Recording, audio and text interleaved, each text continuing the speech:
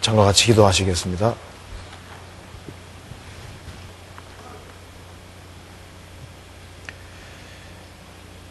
은혜와 사랑이 풍성하신 하나님 아버지 감사합니다.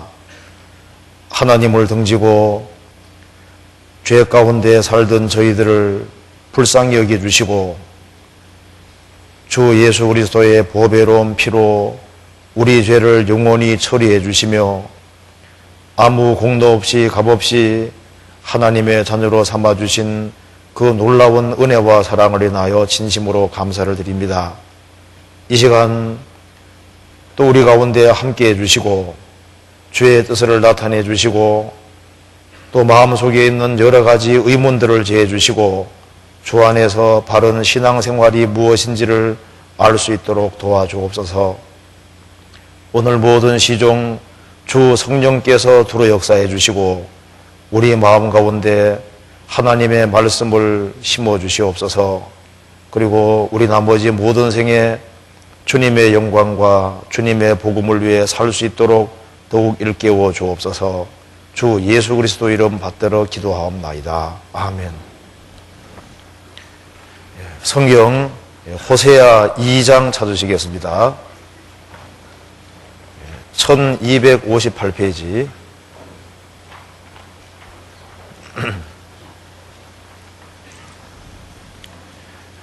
호세아 2장 6절입니다. 2장 6절 제가 읽겠습니다. 그러므로 내가 가시로 그 길을 막으며 다물사 저로 그 길을 찾지 못하게 하리니 저가 그 연애하는 자를 따라갈지라도 미치지 못하며 저희를 찾을지라도 만나지 못할 것이라. 그제야 저가 이르기를 내가 본 남편에게로 돌아가리니 그때의 내 형편이 지금보다 나았음이라 하리라. 19절 20절 같이 읽겠습니다. 내가 내게 장가들어 영원히 살되 의와 공변됨과 은총과 긍휼의 힘으로 내게 장가들며 진실함으로 내게 장가들리니 내가 여호와를 알리라. 네, 거기까지입니다. 이번 일주일간은 전도집회 기간이기 때문에 오늘은 성찬식까지 끝나면은 1시까지는 될 거니까요. 보통 주일날 한 12시 한 30분, 40분 끝나잖아요. 오늘은 1시까지는 될 거다 이렇게 생각을 하시고 조바심을 안 가지면 좋겠습니다. 괜찮겠죠? 예. 성찬식까지 하면 1시까지는 될 거라고 생각을 하시고 같이 말씀을 배웠으면 좋겠습니다. 자, 오늘은 어제 말씀에 이어서 우리가 이제 평상시에 좀 궁금하게 생각하는 것을 좀 간단하게 풀으면서 주 안에서 바른 신앙생활이 무엇인지를 같이 한번 생각해 보겠습니다.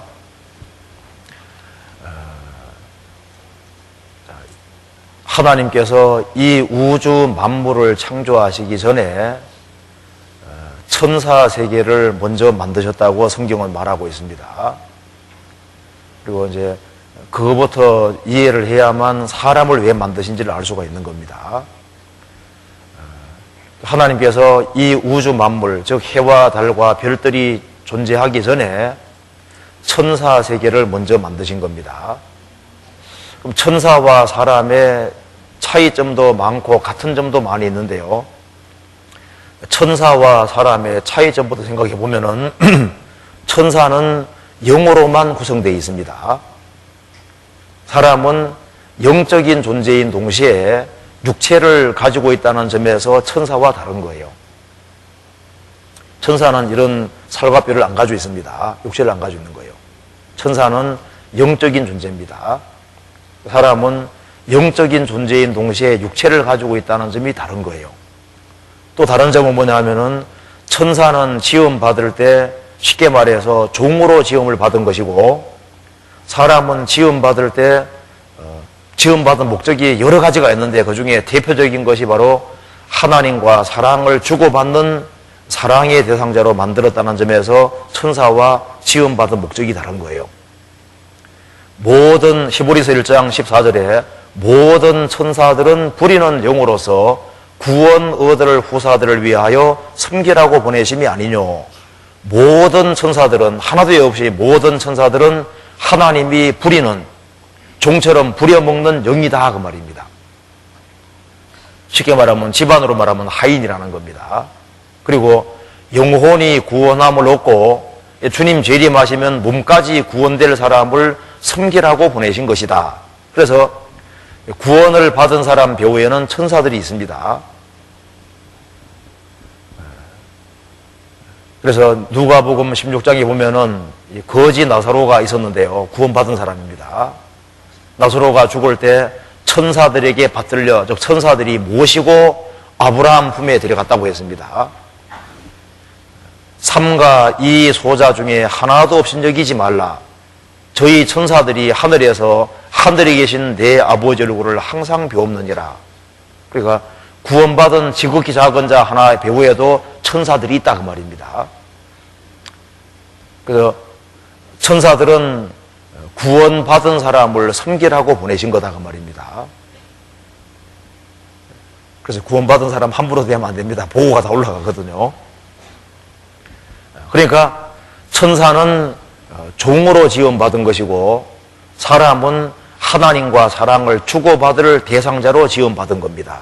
그래서 이사야 54장 보면은 이는 너를 지으신 자는 내 남편이시라. 너를 지으신 그 하나님은 너의 남편이시다. 그 말은 사랑을 주고받을 존재로 인간을 만든 거예요. 그 인간은 사랑 없이는 못 살게 원래 되어 있거든요. 그리고 천사와 사람의 다른 점이 또 많이 있습니다. 천사는 지금 현재는 능력 면에서는 인간보다 훨씬 더 큰 능력이 있다고 되어 있어요. 능력 면에서는 인간은 지금 훨씬 적다고 할 수 있습니다. 그런데 또 천사와 사람은 같은 점도 많이 있습니다.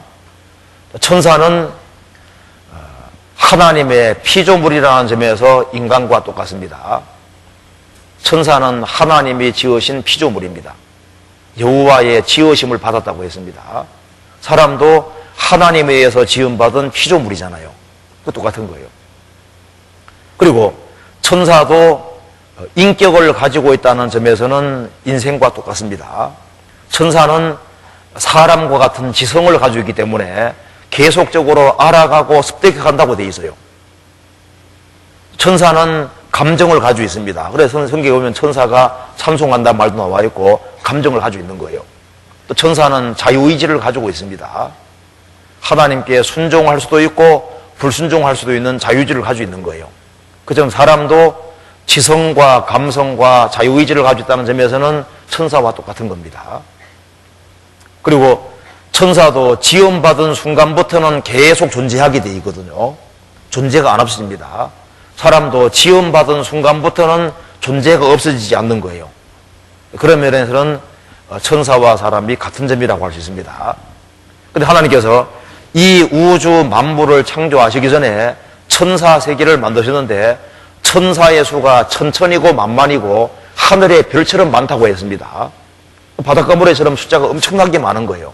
그러니까 어마어마한 천사 세계를 만드셨는데 성경에 천사 가운데 루시퍼 천상입니다. 그 루시퍼가 천사 3분의 1을 이끌어들여서 하나님께 반역하는 일이 있었던 거예요. 자기 지위를 지키지 않고 자기 주소를 떠나서 하나님께 반역을 했다고 되어 있어요. 하나님과 독립하는 길을 택했다고 되어 있습니다. 그래서 하나님의 심판을 받아서 쫓겨났으니까 3분의 1이 타락했으니까 엄청나게 많이 타락한 거예요.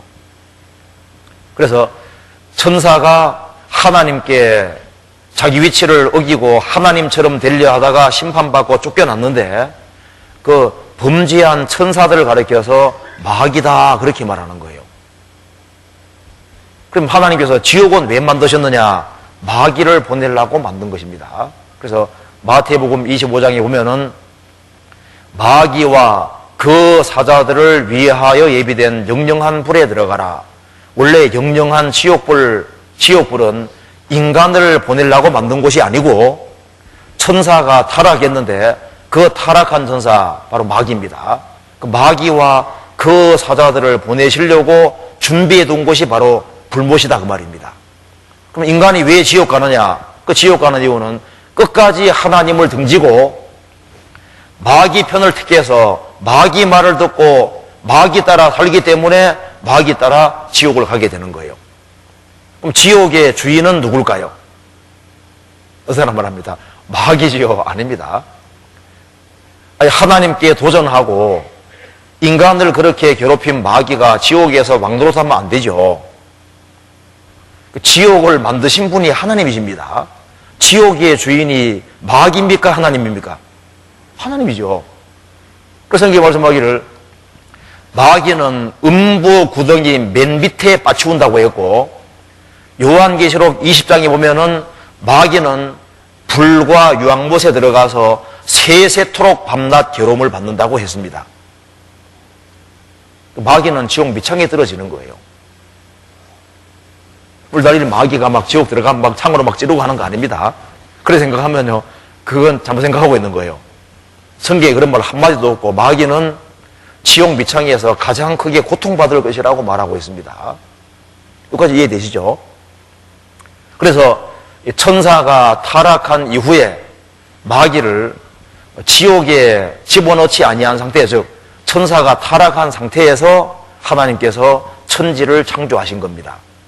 하나님께서 하늘을 만드시고 땅을 만드시고 식물과 동물을 만드시고 제일 마지막에 사람을 만드신 거예요.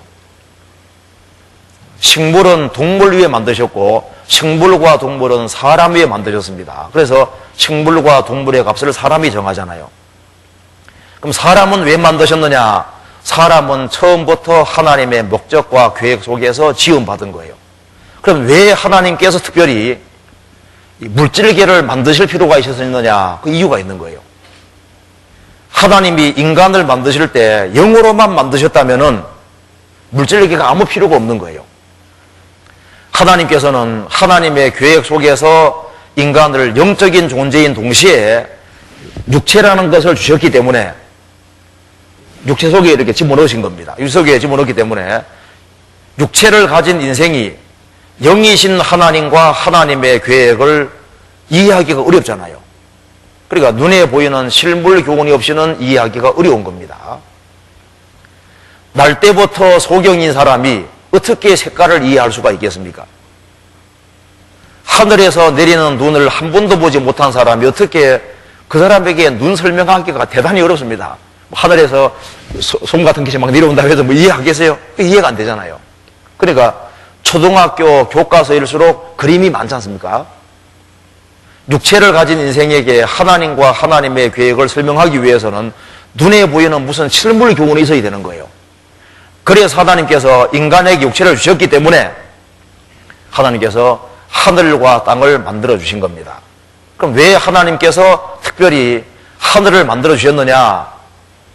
원래 하나님을 설명하기 위해서입니다. 그래서 성경에 말씀하기를 시편 19편에 말씀하기를 하늘이 하나님의 영광을 선포한다고 했습니다. 우리가 하늘을 잘 보면은 하나님이 어떤 분인 줄 알 수 있는 거예요. 육체를 가진 이 인생에게 하나님을 설명해 주려면 실물 교훈이 있어야 되거든요. 그럼 하나님은 무한히 크신 분이거든요. 시편 145편에 보면은 한번 따라 합시다. 여호와는 광대하시니 크게 찬양할 것이라. 그의 광대하심을 측량치 못하리로다. 하나님은 이 우주를 다 창조하신 분입니다. 하나님이 얼마나 크시냐 하면은 성경에 말씀하기를 하나님은 만유의 아버지시라. 만유 위에 계시고 만유를 통일하시고 만유 가운데 계시도다. 하나님은 우주를 창조하신 분인데 우주를 초월해서 우주 바깥에도 계시고 우주를 통일하시고 우주 가운데 안 계신 곳이 없는 분입니다. 하나님은 무한히 크신 분인데 어떻게 인생에게 설명해 줘야 될까요? 우주를 조그맣게 만들면은 하나님이 무한히 크시다는 것이 이해가 안 되는 거예요. 그래서 이 우주를 끄덕게 크게 만들어 놔야만 이 모든 우주를 만드신 그 절대자는 무한히 광대하신 분이고 하는 개념이 잡히는 거예요. 하나님은 전능하신 분인데 전능하다는 걸 어떻게 설명해야 되겠습니까? 우주에 별 몇 개 만들어 놓으면 전능이 설명이 안 되는 거예요. 이 광대한 우주 속에 별을 막 바닷가 모래처럼 엄청 많이 만들어 놔야만 이 모든 것을 만드신 절대자는 전능하신 분이다 하는 것이 이해가 되는 거예요. 하나님은 IQ가 무한대입니다. 하나님은 무한히 지혜롭다는 어떻게 설명해야 될까요? 지구상에 동식물로 꽉 채워놓고 너무나도 신묘막측하게 만들어 놓으셔야만 하나님은 정말 IQ가 무한대라는 것이 이해가 되는 거예요. 그렇잖아요. 하나님은 높으신 분인데 그럼 높고 낮음을 만들어 놔야 돼요. 그러니까 하나님께서 별들도 끝없이 높이 만들어 놓고 이렇게 해놔야만 하나님은 지극히 높으신 분이라는 게 설명이 된다 그 말입니다. 그리고 하나님의 기본 속성은 공의와 사랑입니다. 하나님은 무한히 공의로우시고 사랑으로 충만하신 분인데 어떻게 설명해야 될까요? 그러니까 부모 아래에 태어나게 하는 거예요. 그래서 아버지는 기본적으로 공의를 대표하는 것이고 어머니는 사랑을 대표하는 겁니다. 그래서 아버지는 사랑을 가지고 있지만은 자녀가 잘못 나갈 때 공의를 발동시키지 않습니까? 어머니는 또 공의를 가지고 있지만은 막 지극정성으로 자식을 돌봅니다. 그래서 부모 아래에 정상적으로 자라게 되면은 공의와 사랑을 자연스럽게 하게 되고, 그래서 하나님은 무한한 공의와 무한한 사랑 가지고 계신 분이라는 걸 사람들이 이해하게 되는 거예요. 즉, 육체를 가진 인생에게 하나님을 설명하기 위해서, 하나님의 계획을 설명하기 위해서 하늘과 땅을 만들어 주셨다 그 말입니다. 그래서 눈에 보이는 실물 교원을 만들어 놔야만 인생은 이해하게 되는 거예요. 그러니까 하나님께서 재판장도 만들어 놓고 죄수도 있고 교도소도 만들어 놓고 이렇게 하는 이유가 뭐예요? 그게 다 설명하기 위해서입니다. 부정관계 만들어 놓으신 거 다 설명하기 위한 거예요. 그래서 하나님께서 육체를 주셨기 때문에 물질기를 주신 겁니다. 인간은 지음 받을 때 처음부터 하나님과 마귀 사이에서 지음 받은 거예요. 그래서 인간은 하나님 말씀을 들음으로 하나님처럼 될 수도 있고 마귀 말을 들음으로 마귀처럼 될 수도 있는, 그래서 결국 하나님 말씀을 따름으로써 하나님처럼 되어서 영원한 천국에 살든지 마귀 말을 따름으로 마귀처럼 되어서 지옥에서 마귀와 함께 영원히 살든지 그 둘 중에 하나를 인간이 결정하도록 지으신 겁니다. 그래서 인간은 처음부터 지음받은 목적이 특별한 계획과 목적이 있는 거예요. 그 목적이 여러 가지가 있는데 가장 대표적인 것이 사랑을 주고받을 존재로 만드신 겁니다. 그래서 위험을 감수하시고 만드신 거예요. 그래서 하나님이 아담 하와에게 자유의지라는 것을 부여해 주신 겁니다. 피조물과 조물주는 사랑관계가 아니잖아요. 인간과 로봇은, 인간이 로봇을 지었으면은 로봇은 주종관계, 사랑관계가 아니잖아요. 로봇이 사랑관계가 되기 위해서는 자유의지를 부여해야 되고 선택을 할 수 있는 그런 분명한 기회가 주어져야 되거든요. 그렇지 않고선 사랑관계가 안 되잖아요. 어떤 깡패가 어떤 여자에게 너 나하고 살래 안 살래? 안 살아 막 쥐어받고 해가지고 그렇게 살아면 그건 사랑관계가 아니잖아요. 하나님은 인간을 만드실 때 엄청난 존재로 만드신 거예요. 우리가 이렇게 조그만 것처럼 보이지만요, 이게 대단한 존재입니다. 가만 생각해 봐요. 이 조그만한 인생이 이 우주를 마음속에 다 그려볼 수 있죠? 그렇죠? 이 우주 전체를 마음속에 다 그려볼 수 있고, 시간 속에 살면서 저 영혼 속에도 가볼 수 있고, 한국에 있으면서도 상상으로 미국까지도 갈 수 있고, 상상으로 우주까지 갈 수 있잖아요. 인간이 조그만 존재가 아닙니다. 엄청난 존재로 지은 거예요. 그래서 하나님께서는 인간을 사랑을 주고받을 존재로 만드시기 때문에 인간에게 자유의지를 부여하시고 아담에게 필요한 것을 다 주신 거예요. 아담을 지구의 왕으로 삼으시고 지구상에 있는 모든 것을 다 누리게 해주신 겁니다. 그리고 하나님은 아담에게 사랑을 쏟아졌습니다. 그리고 최초로 지음받은 아담은 동굴 속에서 워워하는 짐승이 아닙니다. 어떤 사람 생각할 때 아담은 유치원생으로 생각하는데 아닙니다. 아담은 유치원생이 아닙니다. 지음받은 순간부터 성인이고 하나님과 교통하고 짐승 이름을 다 지어줬는데요. 자식 낳을 때 한번 이름 지으려 해봐요. 대단히 어렵습니다. 이름 지으려면 머리가 팽팽 돌아가야 돼요. 이게 짓기가 안 쉬워요. 짐승 이름을 특정 따라 다 지어주려면 이거 대단한 머리 가지고 있어야 됩니다. 그러니까 지구상의 어떤 훌륭한 인격자보다 더 훌륭한 인격자로 아담이 지음받은 거예요.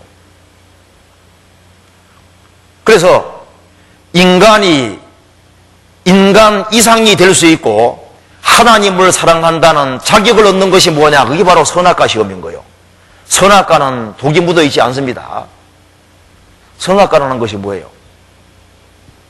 선악과는 인생을 만드시고 아담을 지구의 왕으로 삼으시고 이 모든 은혜와 사랑 베풀어 주신 분은 바로 하나님이라는 걸 인정하는 표고, 인간이 선악과를 먹지 않는다는 거 뭡니까? 그건 하나님을, 이 모든 은혜와 사랑 베풀어 주신 하나님을 사랑한다는 표가 되는 거예요.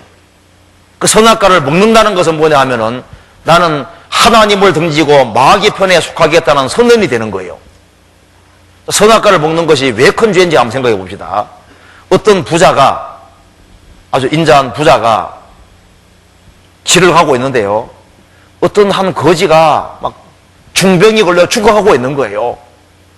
그래서 그 거지를 불쌍하게 생각해서 병원에 데려가서 돈 많이 들여서 깨끗하게 치료시켜줬습니다. 그리고 부잣집에서 살게 해준 거예요. 그리고 부잣집에 있는 모든 걸 다 누리게 해줬습니다. 그런데 이 주인은 출장을 자주 가는 거예요. 그래서 그 집에는 법이 하나밖에 없습니다. 우리 집에 있는 모든 것을 다 누리게 하는데 단 내 아내만은 건드리지 말아라. 그런데 이 사람이 이제 세월이 지나가면서 아내를 겁탈해버렸습니다. 그 사람은 어떻게 됩니까? 그 사람은 죽을 위치에서 자기를 살려줬고 이 모든 은혜와 사랑 베풀어 주신 주인을 완전히 배반하는 거잖아요. 그런데 그거보다 훨씬 더 큰 죄가 아담 하와가 지은 죄입니다. 아담은 무에서 지음받았고 지구의 왕이잖아요. 그리고 하나님께서 모든 것을 다 주셨습니다. 이 모든 은혜와 사랑 베풀어 주신 분이 바로 하나님인 것을 기억나게 하고 하나님을 존경하고 하나님을 사랑한다는 표로 선악과를 주신 거예요. 그 선악과를 먹는다는 건 뭡니까? 이 모든 은혜와 사랑 베풀어 주신 하나님을 등지겠다는 선언이거든요. 그래서 호세에서 보면은 아담은 하나님 앞에서 언약을 어겼다고 되어 있어요. 고의적으로 의도적으로 하나님을 등지는 길을 택한 겁니다. 그래서 아담이 심판을 받았고 아담 안에서 인류가 같이 심판받아 쫓겨났다 그 말입니다. 그런데 천사가 타락했을 때는 하나님께서 구원의 기회를 주지 않았습니다. 천사는 한번 타락하면 끝인 거예요.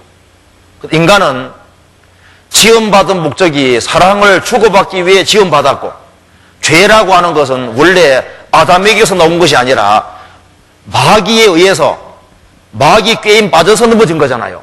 죄는 마귀에게서부터 인간에게 유입되고 들어온 것이기 때문에 인간은 육체를 가지고 있는 동안에는 죄에 대해서 이질적으로 생각하게 돼 있어요. 그래서 죄를 벗기 위해서 노력하게 돼 있다 그 말입니다.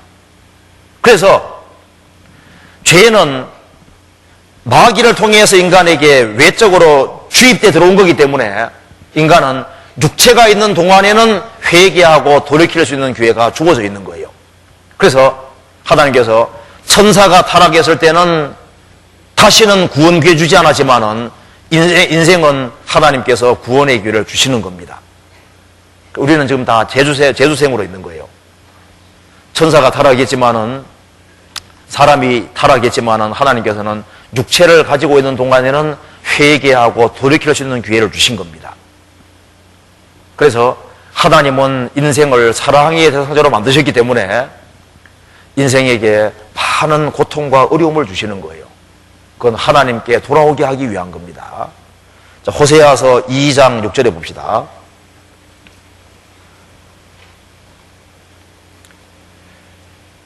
그러므로 내가 가시로 그 길을 막으며 단물사 저로 그 길을 찾지 못하게 하리니 하나님은 인생을 사랑하시기 때문에 인생이 하나님을 등지고 마귀 말을 따라서 마귀 따라 살아갈 때 하나님께서 인생에게 가시를 주시는 거예요. 인생에 많은 아픔과 찔림이 있고 고통이 있습니다. 그래도 곁길로 계속 가면은 하나님께서 담을 쌓아서 사방이 막히기도 하십니다. 왜 그렇게 하시느냐? 사랑하시기 때문에. 죽게 해서 인생으로 고생하며 근심하게 하심이 본심이 아니시로다. 하나님의 사람에게 고생과 수고와 슬픔 주는 것은 본 마음이 아니다 그 말입니다.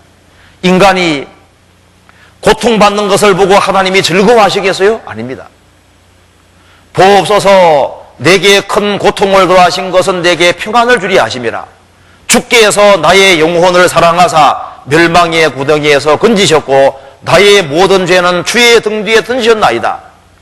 왜 내게 고통을 주셨느냐? 미워서가 아니라 우리 영혼을 사랑하기 때문에, 우리가 멸망하기를 원치 않기 때문에 고통과 수고와 슬픔 주시는 거예요. 그래서 마음을 돌이키고 하나님께 나오게 되는 겁니다. 그러므로 내가 가시로 그 길을 막으며 담을 쌓아 저로 그 길을 찾지 못하게 하리니. 그래서 인생에게 약점이 주어진 게 다 좋은 겁니다. 우리가 완벽하면 어떡할 뻔했습니까? 뭔가 부족한 게 있어야죠. 못생긴 것도 잘 된 겁니다. 너무 잘났으면요, 그것도 큰일 날 뻔해서요. 적당하게 생긴 게 좋은 겁니다. 제가 아는 어떤 목사님이 진짜 못생긴 목사님 한 분 있어요. 물론 우리 교회는 아닌데요. 제가 생각해도 저보다 훨씬 못생겼어요. 그분이 어릴 때는 몰랐대요. 몰랐는데 학교 다니면서 이렇게 보니까 다른 사람 얼굴과 자기가 다른 거예요. 그래서 못생긴 것이 컴플렉스인 겁니다. 어릴 때부터 교회는 다녔지만 거울만 쳐다보면 신경이 나는 거예요. 세상에 이렇게 못생기게 만들 수 있냐. 그래서 나중에 이제 결혼도 하고 자식도 낳았는데요, 이 못생긴 것 때문에 한이 되는 거예요. 그래서 돈을 많이 벌면은 대접을 받잖아요. 그래서 사업을 크게 벌렸는데 사업이 기울어지니까 재산 다 날아가고, 그래서 이제 빚장이에게 이제 빚을 끌어들이고 사채업자에게 빚을 끌어들이려고 했는데 결국은 부득 나버린 거예요. 도망 다니다 결국 잡혔죠. 그래서 여기저기 빚을 많이 졌기 때문에 사채업자 빚장이들이 이제 한꺼번에 이제 그냥 붙잡힌 거예요. 경찰에서 조서를 꾸미는 과정에서 이 사람이 못생긴 건 알았는데 초라하게 있는데 보니까 빚장이들이 보니까 정말 불쌍해 보이는 거예요. 한번 생각해 보세요. 못생긴 상태인데 초라하게 있는 거 봐요. 그래서 불쌍한 생각이 들어서 빚장이들이 같이 모여서 얘기했습니다. 야, 우리가 보니까 이 사람 참 못생겼는데 이렇게 못생긴 사람 감옥에 쳐넣나 빼주나 마찬가지다. 빼주자. 그래가지고 이제 같이 합의해가지고 빚 하나도 안 갚고 이 사람이 나오게 된 거예요. 그래서 자기는 감옥 갈 줄 알고 이제 빚 때문에 아주 걱정이 태산 같은데 못생긴 덕분에 다 해방이 된 겁니다. 이 사람은 이제 처음으로 이제 경찰서를 딱 나오면서 처음으로 그 중심 깊숙한 곳에서 처음으로 하나님 감사합니다. 못생긴 것이 이렇게 좋을 때가 있다 그 말입니다. 그래서 이 사람이 마음이 확 바뀌어버린 거예요. 나중에 목회자가 돼가지고 왔더라니까요. 자기는 못생기게 만들어준 것에 대해서 너무 감사한다고. 그럴 수 있어요. 인생 살아가면서 뭔가 가시가 있는 거예요. 뭔가 일이 꼬이는 것이 있거든요. 그것이 가만히 보면은 내가 구원받는 데 상당히 도움이 된 거예요. 지옥 가는 게 쉽지 않습니다. 지옥 가려면 양심의 끊임없는 가책을 다 이겨야 되잖아요. 설교도 다 뛰어넘어야 되고 주변 사람들의 강권도 뛰어넘어야 되고 하나님이 여러 가지를 엮어가지고 이제 고통을 주시는데 그걸 다 뛰어넘어서 지옥 가는 거니까 지옥 가는 것도 대단히 어려운 거예요. 그렇잖아요. 그러니까 돌이켜야 되는 거예요. 인생은 자기 원대로 안 되게 돼 있는 겁니다. 7절. 저가 그 연애하는 자를 따라갈지라도 미치지 못하며 저희를 찾을지라도 만나지 못할 것이라. 하나님을 사랑하고 하나님의 사랑을 받아들이야 될 인생이 눈에 보이는 것을 연애하고 마귀를 연애하고 마귀 따라간다 그 말입니다. 눈에 보이는 걸 따라가면은 결국은 흠으로 떨어집니다. 인생이 얼마나 흠한지를 빨리 깨달아야 되는 거예요. 그리고 내가 본 남편에게로 돌아가리니 본 남편 대신 하나님께로 돌아가야 되는데 사람들은 하나님을 등지고 세상에 뭔가 있을까 싶어서 계속 추구하는데 그 추구하면 결국은 허무입니다. 그걸 빨리 깨달아야 되는 거예요. 하나님이 인생이 무엇인지를 알게 하기 위해서 솔로몬을 택하셨습니다. 하나님이 솔로몬에게는 원하는 걸 다 주셨어요. 솔로몬은 왕이었습니다. 아내가 700명이고 첩이 300명이었어요. 참 많이도 거느렸죠. 그것도 부족해서 노래하는 남녀도 많이 두고, 그리고 하나님이 최고의 지혜 주셔서 그 당시에 만불박사입니다. 어느 정도로 만불박사냐 하면은 성경 말씀하기를 솔로몬의 마음이 바다 모래 같다고 했거든요. 어떤 사람은 보면 마음만 엄청 넓은데 세세한 걸 몰라요. 어떤 사람은 막 꼼꼼하기만 한데 마음이 넓지 못하는데 솔로몬은 마음이 넓은 동시에 아주 세세하게 알고 있는 사람입니다. 쉽게 말하면은 막 콩나물 가시 얼마 전부터 시작해가지고 꽃 이름부터 시작해가지고 뭐 사람 이름 막 줄줄이 다 깨고 막 집안 식구 다 깨고 솔로몬하고 접촉하고 만난 사람은 솔로몬은 다 기억하는 거예요. 아주 뭐 대단한 사람이었거든요. 그러니까 솔로몬은 최고의 지성과 최고의 감성, 최고의 판단력, 원하는 걸 다 주신 거예요. 인간이 할 수 있는 모든 것을 다 누려본 사람입니다. 그리고 소관문으로 적게 한 것이 바로 전도서인 거예요. 전도 시작이 어떻게 됩니까? 전도자가 가로되 헛되고 헛되며 헛되고 헛되니 모든 것이 헛되도다. 사람이 해 아래에서 소고하는 모든 소고가 자기에게 무엇이 유익한고? 눈에 보이는 것을 추구해 보니까 결국은 뭐냐? 헛되고 아무것도 아니더라. 만물의 피곤함을 사람이 말로 다 할 수 없나니 눈은 보아도 족함이 없고 귀는 들어도 차지하는도다. 아무리 많은 것을 보고 아무리 많은 걸 들어도 안 채워지더라 그 말입니다. 지혜가 많으면 번뇌도 많으니 지식을 더한 자는 근심을 더하느니라. 식자우안이라고 아는 것이 많다고 행복이 되는 것도 아니더라 그 말입니다. 알면 알수록 많이 공부해보지만은 무릇 된 것이 멀고 깊고 기도다. 누가 통달하랴? 많이 공부하는 것은 몸을 피곤케 한다고 했습니다. 여러 책을 듣는 것은 끝이 없다고 했습니다. 은을 사랑하는 자는 은으로 만족함이 없고 풍부를 사랑하는 자는 소득으로 만족함이 없고 이것도 되도다. 재산이 많다고 만족하는 것도 아니더라 그 말입니다. 왜 그러느냐? 사람은 처음부터 영혼을 지원받았고 사람 속에 영혼을 사모하는 마음이 있고 영원하신 하나님과 올바른 관계를 맺고 하나님 주시는 심령의 평안 가지고 살아야지 행복한 것이지 눈에 보이는 것으로 만족이 안 되더라는 것을 빨리 깨달은 거예요. 그걸 깨달은 겁니다. 인생의 허물을 빨리 깨달을 때 하나님께 돌아갈 수 있는 거예요.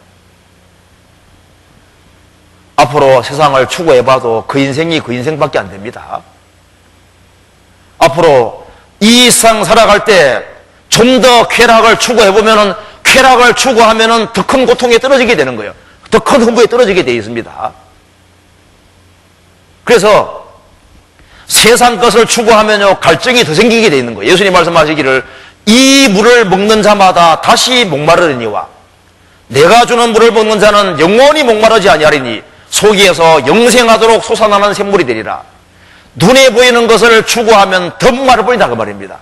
그것이 내게 진정한 만족을 주는 게 아니고 그건 순간적인 쾌락밖에 주는 것이 아닌 거예요. 앞으로 인생 그렇게 살아보면 그 인생이 그 인생밖에 안 됩니다. 그래서 빨리 하나님께 돌이키는 것이라는 거예요. 그제야 저가 이러기를 내가 본 남편에게로 돌아가리니 그때의 내 형편이 지금보다 나았습니다 하리라. 우리의 진정한 사랑의 대상자는 하나님이라는 겁니다. 그래서 여기에 19절 보시겠습니다. 내가 내게 장가들어 영원히 살되, 좀 놀라운 말이죠. 호세아 2장 19절에 내가 너에게 장가들어 영원히 살되, 하나님 인생을 왜 만드셨느냐 하면 하나님과 영원히 같이 살려고. 하나님은 사랑이십니다. 사랑이신 하나님과 영원히 사랑을 주고받으려고 인생을 만드신 거예요. 그래서 결혼하면은 하나님 마음을 알게 되는 겁니다. 남편은 하나님을 상징하는 것이고 아내는 하나님의 형상대로 지음받은 사람을 상징하는 거예요. 그래서 남편과 아내가 사랑관계가 사귀어 살아가는 것은 하나님과 사람이 영원히 사랑 속에 살 것을 그림자로 보여주는 겁니다. 이 세상에는 사랑하는 사람과 살아도 몇십 년밖에 안 되잖아요. 하나님 인생을 왜 만드셨느냐? 내가 내게 장가들어 영원히 살되 영원히 같이 살려고 만드신 거예요. 그래서 남편 운명이 아내 운명입니다. 자, 고등학교 때 잘 나가던 사람도 그만 결혼 잘못해서 그럼 인생이 기구하게 되잖아요. 여자분들 고등학교 때는 비실비실했는데 남편 잘 만났네. 그럼 남편 운명이 아내 운명이 되는 거지 않습니까? 남편이 장관 되면 어떻게 되는 겁니까? 장관 부인이 되는 거죠, 자동으로. 남편이 대통령이 되면 어떻게 되는 겁니까? 자동으로 대통령 영부인 되잖아요. 남편이 서장 되면 서장산업 한모님. 남편이 거지가 되면 어떻게 됩니까? 거지 마누라가 되는 거예요. 그렇죠. 그러니까 영적인 세계도 마찬가지입니다. 마귀를 자기 남편으로 얻은 사람은요, 결국은 인생이 아주 비참하게 되는 거예요. 주님을 자기의 신랑으로 맞이한 사람, 그 사람은 세상에서 신랑 잘 얻어야 됩니다. 이 세상에서는 잘 못 얻어서도 그래서 무조건 그래도 감사하셔야죠. 자, 그런데 남편 잘 얻어요. 신랑으로 제일 좋은 분이 누구냐? 바로 예수 그리스도입니다. 하나님이 사람이 되신 예수 그리스도. 주님이 얼마나 부유한 분인지를 한번 보세요. 이 우주를 다 창조하신 분입니다. 남편 자격이 나와 있는데 한번 봅시다. 내가 내게 장가들어 영원히 살되 의와 공변됨과. 일단 남편은 의로워야 돼요. 남편이 매일 술이나 먹고 담배나 피우고 나쁜 짓 골라 먹고 안 되잖아요. 남편의 기본 자격은 의로워야 됩니다. 근데 의롭게만 하면 안 돼요. 아내가 부족하게 보인다고 해서 매일 구박하고 지적이 나오고 그러면 다 합당하지 않잖아요. 은총과 긍휼의 힘으로 내게 장가들며 사랑이 풍성해야 됩니다. 부족하면 감사주고 사랑해주고. 그래서 이 공의와 사랑이 충만하고 정말 진실하신 그런 분이 있어야 되는데 신랑감으로 최고 좋은 분 보십시오. 주 예수 그리스도밖에 없는 거예요.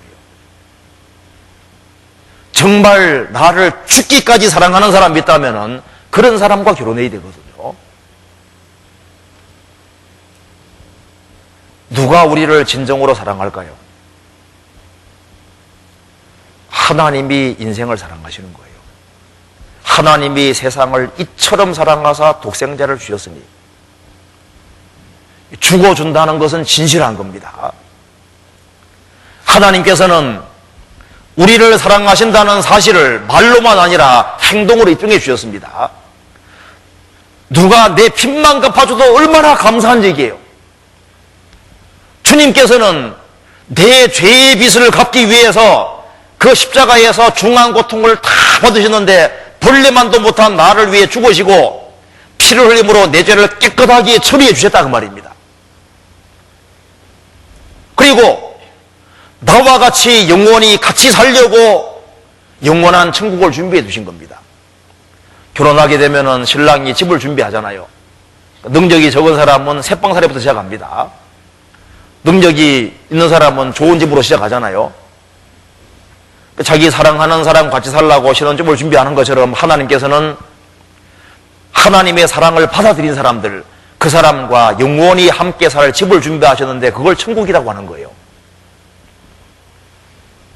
하나님이 자기를 사랑하는 자들을 위하여 예비하신 모든 것은 눈으로 보지 못하고 귀로 듣지 못하고 사람의 마음으로도 생각지 못하느니라.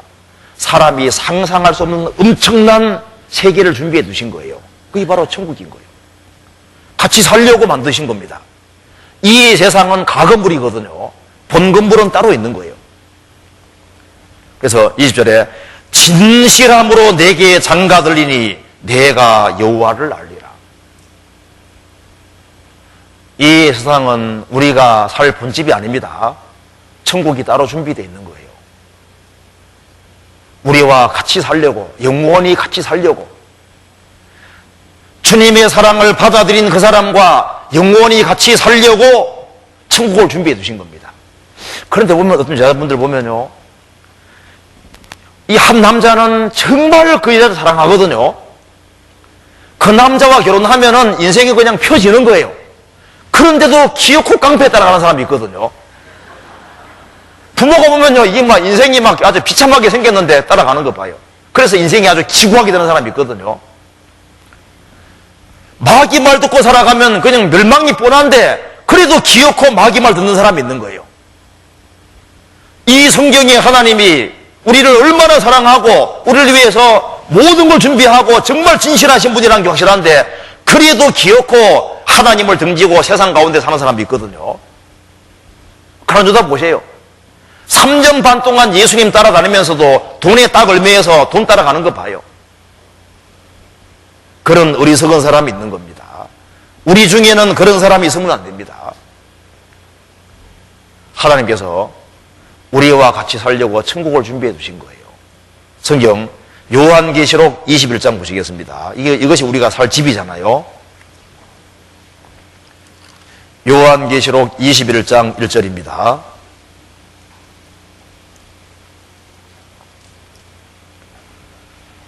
또 내가 새 하늘과 새 땅을 보니 처음 하늘과 처음 땅이 없어졌고 바다도 다시 있지 않더라. 지금 있는 이 하늘과 땅은 과거 물이기 때문에 없애버립니다. 없애버리고 하나님이 새 하늘과 새 땅을 만드십니다. 이 새 하늘과 새 땅이 바로 천국인 거예요. 이거 봅시다. 여기서 새 하늘과 새 땅이라 할 때, 새 하늘 할 때 이게 새가 새롭다. 이게 헬라 말로 카이노스인데요. 보통 영어로는 유지 않습니까? 유. 근데 여기 카이노스는 그 질적으로 새로운 그런 뜻이거든요. 그러니까 이제 이런 식이라는 겁니다. 보면 이제 해바라기 씨가 있는데 씨가 해바라기에 바뀌면 요것이 카이노스거든. 새로운 거거든요. 이것이 무슨 씨 같아요? 코스모스 씨. 코스모스 씨가 이렇게 바뀌면 이게 카이노스거든요. 카이노스라는 것은, 새롭다는 것은, 애벌레가 나비가 되면 카이노스거든요. 그러니까, 무슨 이해되시죠? 그러니까, 지금 이런 하늘과 땅이 아니고, 차원 다른 하늘과 땅이라 그 말입니다. 그러니까, 우리가 사는 이 지구는 원소가 한 100개 정도로 구성이 되어 있는데, 보죠. 원소 한 100개 가지고 이렇게 아름답게 만들어져 있잖아요. 근데 원소를 1만 개를 사용해서 우주를 재구성하면은 차원 다른 우주가 만들어지는 거예요. 예를 들어서 5가지 재료로 음식을 만드는 것과 100가지 재료로 음식 만드는 건 풍성하기가 다르잖아요. 단색으로 옷을 만드는 것과 100가지 색으로 옷을 만드는 건 화려하기가 다르잖아요. 그러니까 이 세계는 원소가 100개 정도로 구성되어 있는데 이 세계는 이런 몸이 딱 알맞는 거예요. 그렇죠? 이 세계는 이거 말고 다르게 만들 수가 없어요. 한번 상상으로 우리 몸을 어떻게 붙이든 간에 이렇게 붙이는 게 최선이거든요. 한번 상상해봐요. 다른 방법이라는 게 없어요. 이렇게밖에 안 되는 거예요. 그리고 눈도 이거보다 더 좋아도 안 돼. 눈은 적절한 거거든요. 눈이 막 현미경처럼 좋으면 어떻게 될까요? 밥 먹을 때마다 이게 세경 보이고 손 볼 때마다 세경 보이면 어떻게 살겠어요? 그렇죠? 귀도 적절하게 되어 있습니다. 귀가 너무 밝아서 지고 돌아가는 소리까지 들리면 어떻게 되겠습니까? 이게 살 수가 없는 거예요. 그렇죠? 코도 적절하게 되어 있습니다. 화장실에 들어가면요 냄새가 딱 안 나지 않습니까? 냄새가 계속 나면 어떻게 되겠어요? 이게 다 적절하게 되어 있는 겁니다. 혀도 맛을 적절히 느끼게 되어 있죠? 혀가 또 너무 좋아도 안 돼. 공기도 맛이 있다는 거 아시죠? 들어보셨어요? 공기가 맛이 있는데요. 그러면 이제 길 가다가 어떻게 할까요? 공기도 바쁘면 냠냠쩝쩝 냠냠쩝쩝. 그러니까 이 세계는 여기다가 알맞는 거예요. 그런데 주님이 만드는 새 하늘과 새 땅은 이게 너무 엄청난 세계인데 이 세계는 이런 눈과 이런 지체로는 볼 수가 없는 거예요. 그러니까 몸을 뜯어고치는 것이 부활이라니까요. 왜 주님이 부활시키냐 하면은 차원 다른 세계 속에서 영원히 살게 하기 때문에 부활이 있는 거예요. 자, 배추잎 뜯어먹는 애벌레는 꿀과 꽃이 안 보이거든요. 그 애벌레는 배추잎이 최고인 거예요. 그 외에는 안 보인다 그 말입니다. 이것이 꿀과 꽃이 보이기 위해서 어떻게 될까요? 이 껍질을 벗고 나비로 바뀌어야만 그런 세계가 보이는 거예요. 그렇죠? 그러니까 주님이 만드는 그 천국은 영의 세계가 아니라 부활의 세계이기 때문에 우리 몸을 완전히 더 고치는 겁니다. 그러니까 차원 다른 몸으로 입혀주시는 거예요. 그러니까 못생긴 사람은 꼭 구원받아야 되는 겁니다. 지금까지 못생긴 것도 서러운데 부활할 때는 영광스럽게 부활해야죠. 그렇잖아요. 그러니까 아주 어마어마한 몸으로 바뀌는 거예요. 자, 우리 씨앗이 꽃이 되는 것처럼 애벌레가 나비가 되는 것처럼 몸이 완전히 바뀌어서 사는 거예요. 이게 진선미 하는데요. 사실은 진이 하나님이십니다. 하나님은 참으로 꽉 차 있고 선으로 꽉 차 있고 아름다움으로 충만하신 분이기 때문에요. 원래 추한 것은 범죄로 생긴 거예요. 하나님이 세계 만드실 때 모든 것이 아름답다고 했습니다. 그렇잖아요. 하나님 보시기에 심히 좋았다고 했는데 인간이 범죄하니까 하나님이 땅을 저주하셔서 흉측한 모습을 만드신 거예요. 뱀도 아름다웠는데 이게 범죄에서 하나님께서 흉측하게 만드신 겁니다. 뱀새끼 안 이쁘죠? 바퀴벌레 안 이쁘잖아요. 그 흉한 모습이 왜 생겼냐 하면 범죄로 생긴 거예요. 꽃 박람회 가보셔요. 꽃 만드신 분은 정말 예술가입니다. 그렇잖아요. 하나님은 최고의 과학자이자 최고의 예술가인 거예요. 그러니까 하나님이 구원받은 사람은 그리스도의 신부고 사랑의 대상자인데 얼마나 아름답게 바꾸시겠습니까? 그리고 어마어마한 세계가 있다니까요. 그 세계를 주시려고 인생을 만드신 거예요. 그래서 새 하늘과 새 땅이 있고 새 땅 위에 천성 건물이 있는데 건물의 크기가 성경 기록되어 있잖아요. 봅시다. 요한계시록 21장 21장 봅시다. 16절.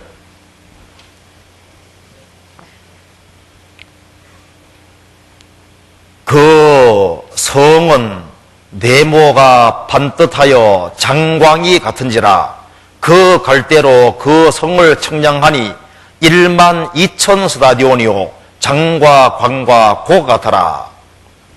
여기에 건물 크기가 나와 있는데요. 천국 안에 천성이 있는 거예요. 그러니까 새 하늘과 새 땅이 얼마나 아름답겠습니까? 그 위에 건물이 있는데 그 천성입니다. 성이 있는데 성 크기가 나와 있는데 이게 스타디온이란 말이 나와 있죠. 이 스타디온이 여기에 스테이디움하고 똑같은 말입니다. 스타디온. 원래 로마 경기장 길이를 스타디온이라고 하는 거예요. 우리가 혹시 배너 영화 보면은 말 타고 있지 않습니까? 막 경주하고 나와 있지 않습니까? 그게 스타디온이거든요.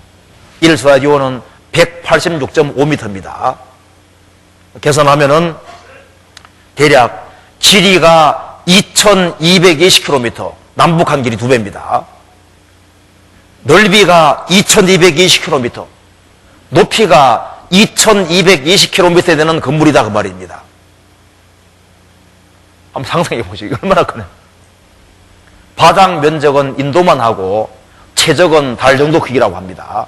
건물 크기가. 그래서 예수님 말씀하셨잖아요. 너희는 마음에 근심하지 말라. 하나님을 믿으니 또 나를 믿어라. 내 아버지 집에 거할 곳이 많도다. 이 건물의 크기가 바닥만 하더라도 되지 않습니까? 전 인류가 다 살 수 있는 거예요. 그러니까 이 크기가 얼마나 크냐 하면 아담 때부터 지금까지 태어난 인생들이 다 들어가고도 막 큼직큼직하게 했지 않습니까? 해도 다 들어가고 그거보다도 어마어마하게 큰 크기입니다.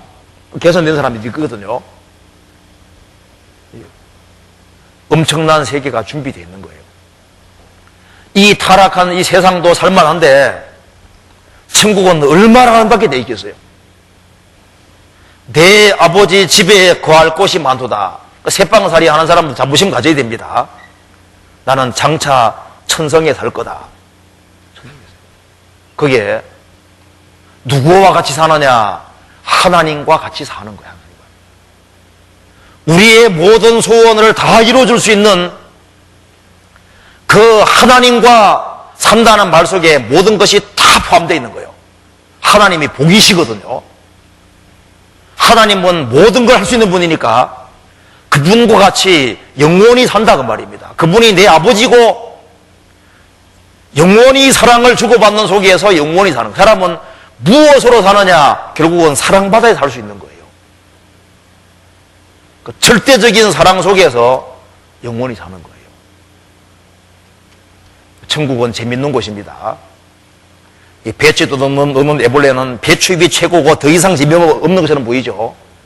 나베가 되면요 더 맛있는 게 또 있는 거예요. 그래서 이 세상이 전부 다 천만의 말씀입니다. 하나님이요 인간을 즐겁게 하려면 얼마든지 할 수도 있습니다. 죄 지어서 딱 제한시켜 둔 거예요. 솔직히 얘기해서 마약 제로도 하나님 만들어 놓으신 거잖아요. 진통제도 하나님 만들어 놓으신 겁니다. 인간이 악용해서 그렇지 하나님은 인간 기분 좋게 얼마든지 할 수도 있지 않습니까? 죄를 지었기 때문에 적당한 이상의 쾌락을 추구하면은요 하나님께서 몸이 안 좋게 딱 만들어 두신 거예요. 이 세상에서는 제한해 두신 겁니다. 근데 천국 들어가면요 그런 제한을 풀 이유가 없어요. 막을 이유가 없는 겁니다. 그래서 성경에 말씀하기를 주의 앞에는 기쁨이 충만하고 주의 옆에는 영원한 즐거움이 있나이다. 가장 행복한 상태에서 영원히 얼마나 좋겠습니까? 영원히 기쁜 상태에서 영원히 얼마나 좋겠습니까? 그런 세계가 있어요. 그런 세계가 있습니다. 천국은 하나님과 함께 사는 곳이에요. 3절 보시겠습니다. 21장 3절 내가 들으니 보좌에서 큰 음성이 나서 가로되 보라 하나님의 장막이 사람들과 함께 있음에 하나님이 저희와 함께 거하시리니 저희는 하나님의 백성이 되고 하나님은 친히 저희와 함께 계셔서 이렇게 세 번이나 함께라고 되어 있습니다. 보라 하나님의 장막이 사람들과 함께 있음에 하나님이 저희와 함께 거하시리니 하나님은 친히 저희와 함께 계셔서 하나님과 함께 성경의 하나님과 함께 영원히 같이 사는 곳이 천국인 거예요. 우리를 위해서 죽으시고 부활하신 주님과 영원히 사는 곳이 천국이다 그 말입니다. 4절 같이 읽겠습니다. 모든 눈물을 그 눈에서 씻기심에 다시 사망이 없고 애통하는 것이나 곡하는 것이나 아픈 것이 다시 있지 아니하리니 처음 것들이 다 지나갔습니다. 눈물이 없는 세계에 있다면 거기 가야 됩니다. 다시 사망이 없고 애통하는 것이나 곡하는 것이나 아픈 것이 다시 없는 세계, 그 영원한 세계, 죽음이 없는 세계, 묻 없는 세계가 있다면 그리로 들어가야 되는 거예요. 그 세계가 있습니다. 그 세계를 주시려고 인생을 만드신 거예요. 이제 뭐잖아 주님이 오십니다. 주님 오시면은 그 영광스러운 세계 속에 들어가게 되는 거예요. 잠자리 눈 커진 얘기 들어보셨어요? 조그마한 실개선에 어머니 잠자리가 알을 10개 낳았습니다. 알이 부화돼 나오니까 부화돼서 이제 불줄기에 딱 붙었어요. 어머니 잠자리가 물 위에서 말합니다. 얘들아 너희들에게 잘 붙어 있으래. 잘 붙어 있으면 너희들은 뭐잖아 엄청난 세계를 보게 될 것이다. 너희들이 지금은 초라한 모습을 입고 있지만은 영광스러운 세계를 보게 될 거다. 잘 붙어 있으래. 신상부하고 떠나간 거예요. 자, 얼마 시간 지났는데 물속에 사는 그 화려한 물고기들이 와서 꿰입니다. 야 우리 놀러 가자. 우리 골프 치러 가자. 당구하러 가자. 오락하러 가자. 꿰는 거예요. 그래 한 마리 한 마리 따라갑니다. 날려갑니다. 그래서 물살 휩쓸려 죽기도 하고 잡아 먹히기도 하고 다 떠나가는데 10마리 중에 1마리만은 어머니 말을 지키는 거예요. 지금은 나는 이해를 할 수 없지만은 우리 어머니가 말씀하기를 여기에 잘 붙어 있으면 엄청난 세계를 본다고 하셨지. 세월이 지났습니다. 지나가서 물 밖에 나왔어요. 껍질을 벗고 예쁜 잠자리가 됐습니다. 차, 하늘 날아가는데 보니까 뭉게 구름이 보이고 자기가 살던 초라한 혈계선도 보이고 막 엄청난 세계가 보이잖아요. 화려한 꽃들이 보이고, 이야, 이런 세계가 있었구나. 놀라가지고 눈이 커졌대요.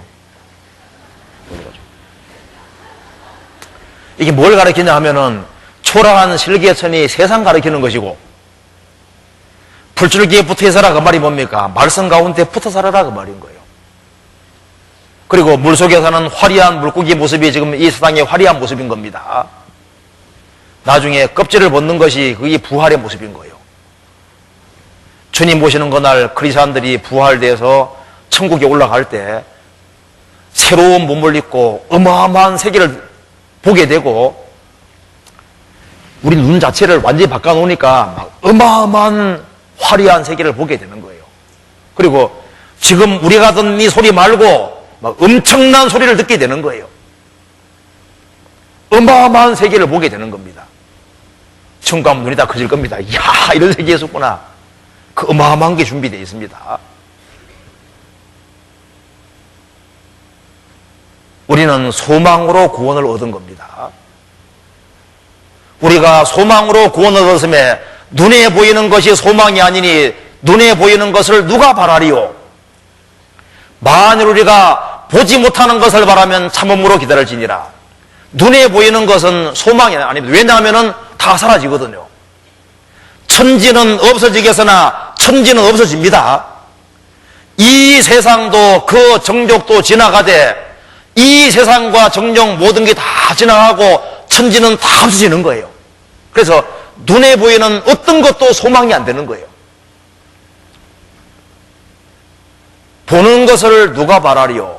우리는 보지 못하는 것을 바라고 영원한 것을 바라는 사람입니다.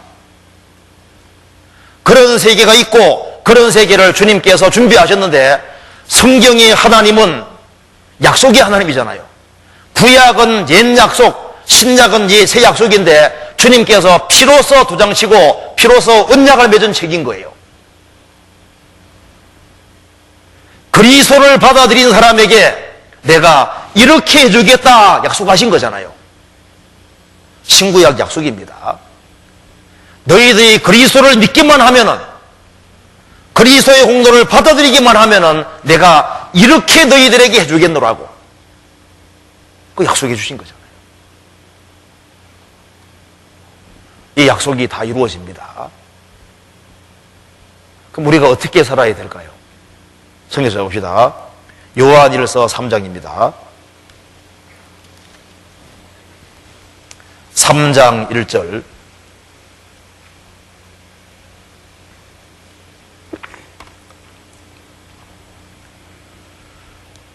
보라, 아버지께서 어떠한 사랑을 우리에게 주사 하나님의 자녀라 일컬음을 얻게 하셨는고 우리가 그러하도다. 그러므로 세상이 우리를 알지 못하면 그를 알지 못함이니라. 사랑하는 자들아, 우리가 지금은 하나님의 자녀라.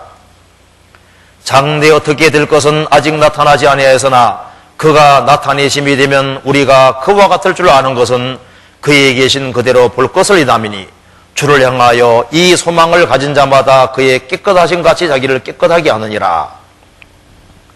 보라, 주의를 환기시키고 있습니다.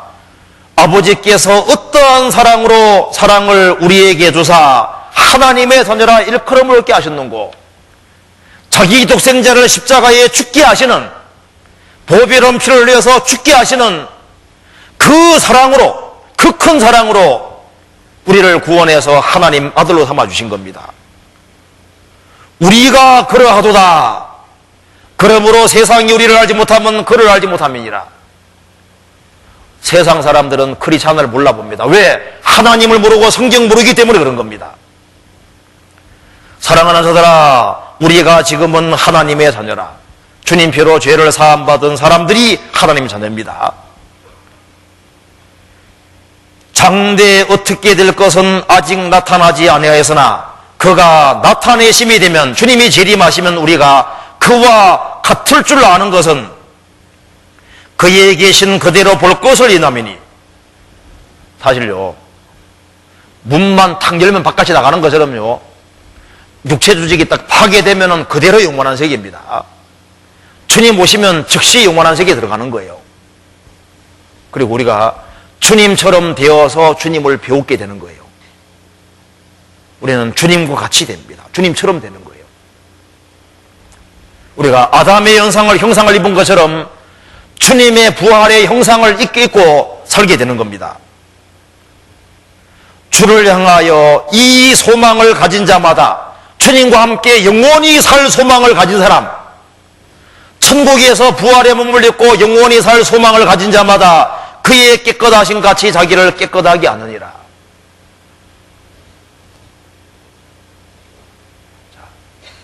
주님께서 우리가 어떻게 사는 것을 원하실까요? 구원이 사실은 간단하게 되지 않습니까?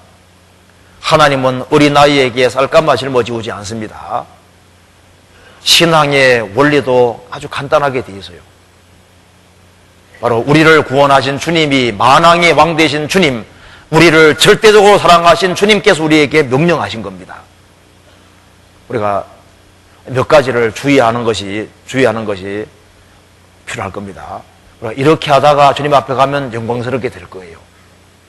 첫 번째, 주님께서 주님 피로 구원받은 사람에게 명령하신 명령이 있습니다. 요한복음 15장 보시겠습니다.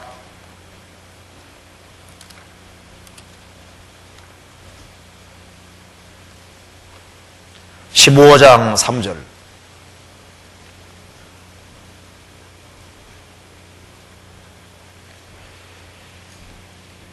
너희는 내가 일러준 말로 이미 깨끗하였으니 내 안에 거하라. 나도 너희 안에 거하리라. 가지가 포도나무에 붙어있지 아니하면 절로 과실을 맺을 수 없음 같이 너희도 내 안에 있지 아니하면 그러하리라. 나는 포도나무요 너희는 가지니 저가 내 안에 내가 저 안에 있으면 이 사람은 과실을 많이 맺나니 나를 떠나서는 너희가 아무것도 할 수 없습니다. 얼마 전에 한 청년이 제게 찾아왔습니다. 그리고 이렇게 말합니다. 저는 구원을 받았는데요, 구원받은 식구들이 꼭 교제하면서 꼭 주 안에 거해야 된다고 하고 구원받은 무리 가운데 거해야 된다고 얘기를 하는데 내가 왜 그렇게 해야 되는 겁니까? 묻는 거예요. 그래서 제가 얘기했습니다. 요한복음 15장 3절 펴면서 우리를 구원하신 주님께서 명령하신 겁니다. 너희는 내가 일러준 말로 이미 깨끗하였으니 내 안에 거하라. 나도 너희 안에 거하리라. 주님이 이렇게 명령하신 겁니다. 하니까 아 그래요? 그럼 그대로 해야지요. 그리고 상당 끝났습니다. 너무너무 기분이 좋더라니까요. 아니 주님이 명령하신 거니까. 명령하신 거니까. 자, 군대 영장이 날아오고 결혼 초청장 날아왔습니다.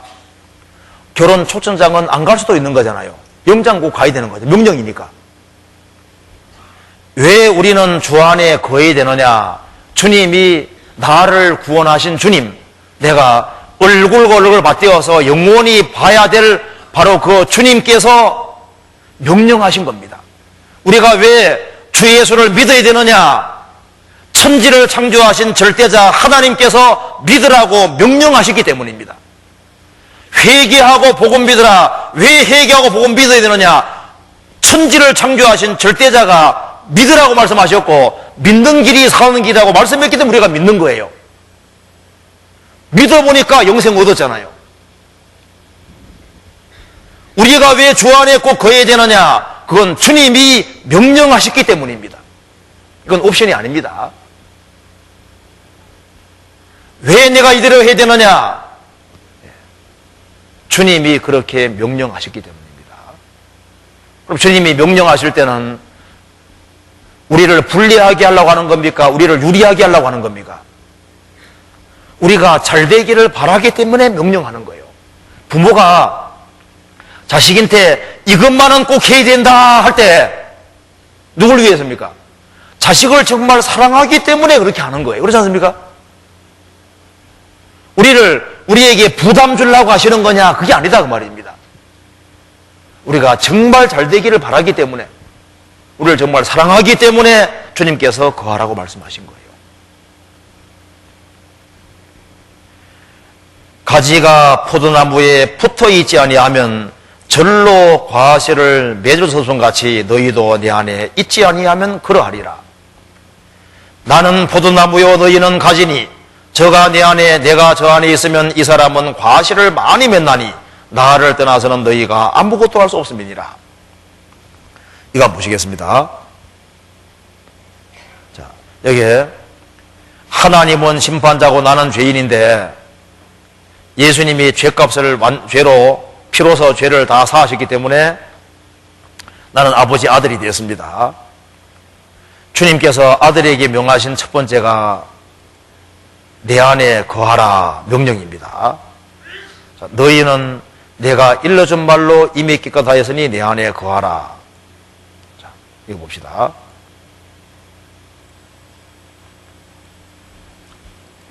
자, 주님은 포도나무입니다. 주님 포도나무, 우리는 가지예요, 가지. 가지가 할 역할은 딱 붙어 있으면 돼.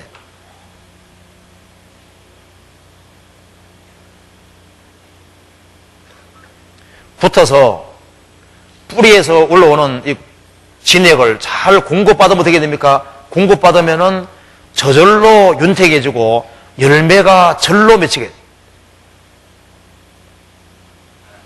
그러니까 신앙생활은 붙어서 공급받는 생활이다 그 말입니다. 이걸 바꿔 말하면은 우리 주님은 머리시고 주님 피로 구원받은 사람들이 모인 무리는 몸인데, 교회는 그의 몸이라고 했습니다. 한번 따라합시다. 교회는 그의 몸이니 만물 안에서 만물을 충만케 하시는 자의 충만이니라. 주님은 머리이시고 우리는 구원받은 무리는 몸입니다. 구원받은 한 사람 한 사람은 지체의 각 부분이에요. 자, 이 손가락이 머리에 붙어 있습니까? 안 붙어 있습니까? 붙어 있어요? 안 붙어 있어요? 안 붙어 있어요? 붙어 있잖아, 봐요. 내 시키는 대로 하잖아요. 이렇게 붙어 묻는 게 아닙니다. 그러니까 몸에 붙는 것이 머리에 붙는 거예요. 그래, 구원받은 무리 가운데 붙는 게 주님께 붙는 거라니까요. 이거 한번 보세요.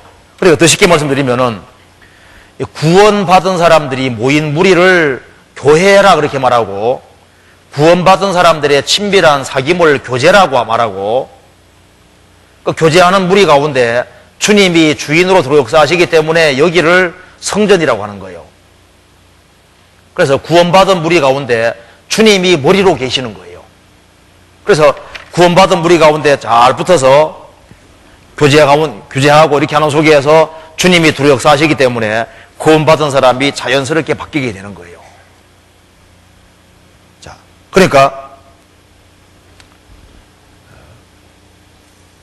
신약 시대에 크리스찬들이 해야 될 첫 번째가 뭐냐? 주 안에 거하는 거예요. 구원받은 무리 가운데 거하는 거다 말입니다. 구원받은 무리 가운데 거하면은 구원받은 무리 가운데 성령 역사하시는 거예요. 한번 따라해 봅시다. 주는 영이시니 주의 영이 계신 곳에는 자유함이 있느니라. 학교 수업에 꼬박꼬박 참석해도 마음과 생활이 안 바뀝니다. 개회 모임을 열심히 참석해도 마음과 생활이 안 바뀝니다. 친구들, 세상 친구 열심히 만나도 안 바뀝니다. 근데 신기한 것은요, 구원받은 무리 가운데 같이 거하면서 같이 말씀 배우고 같이 교제하면 마음과 생활이 바뀝니다. 왜 바뀌어질까요? 주님이 같이 계셔서 그런 거예요. 진짜입니다. 눈에 안 보이는 주님이 어디 계시냐? 구원받은 무리 가운데 계셔요. 한번 따라해 봅시다. 두세 사람이 내 이름으로 모인 곳에는 나도 그들 중에 있느니라. 그게 무슨 말이냐 하면은, 우리가 이제 신앙생활 하면서 알은 것이 있습니다. 구원받은 사람들이 많이 모여있다고 무조건 교회 되는 게 아니에요. 꼭 한 지역에 교회가 생길 때는 받쳐진 사람, 두 사람이 있는 거예요. 주님 앞에 자기 머리를 잘라버리고 자신을 완전히 굴복시킨 사람들이 있습니다. 그런 사람들로 말미암아 주님 역사하셔서 몸된 교회를 세우시는 거예요. 그러니까 두세 사람이 내 이름으로 모인 곳에 나도록 중이다는 그 말씀 중에 가장 첫 번째가 받쳐진 사람들로 말미암아 교회가 이루어지기 때문에 그 구원받은 무리 가운데 주님 계시단 말이 되는 거고, 그리고 구역 모임이든 조모이든 간에 자신을 주님 앞에 바치는 사람들, 그런 사람들 속에 주님이 같이 역사하시는 거예요. 그래서 그 가운데 주님이 계신 것이 틀림없는 거예요. 그리고 그 사람이 바뀌어지게 되는 거예요. 그러면 왜 우리가 꼭 주 안에 거해야 되냐 하면은 이유가 있는 거예요. 이제 주님을 기쁘시게 하고 주님께 영광 돌리는 삶을 살아야 되는데, 그 장애되는 것이 뭐냐 하면은 죄값은 지불됐지만은 죄의 기질은 남아있거든요. 한번 따라합시다.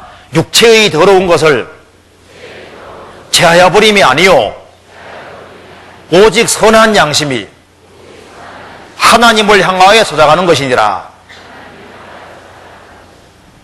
베드로 전서 3장에 기록되어 있는데요, 육체의 더러운 게 죄진 게 아니에요. 죄값은 지불됐지만 죄의 기질은 남아있거든요. 저는 구원받을 때 신령님이 되는 줄 알았어요. 죄를 전혀 안 짓는 사람이 될 줄 알았거든요. 그래서 구원받기를 아주 간절히 바랐는데, 구원을 받았는데 며칠 지나가니까 나 죄 여기에 있다고 나오는 거예요. 나중에 보니까 죄가 속에 다 들어있네. 한번 속을 한번 들여다봅시다. 죄값은 지불됐지만 죄의 기질은 남아있잖아요. 또 열받게 하면 열날까 안 날까요? 열나잖아요. 속에 다 있거든요. 그래서 이게 죄 구원받았는데 왜 죄의 기질이 남아있냐, 이것 때문에 제가 그때도 고민 많이 했습니다. 이거 없으려고 노력도 많이 했었거든요. 한번 따라합시다.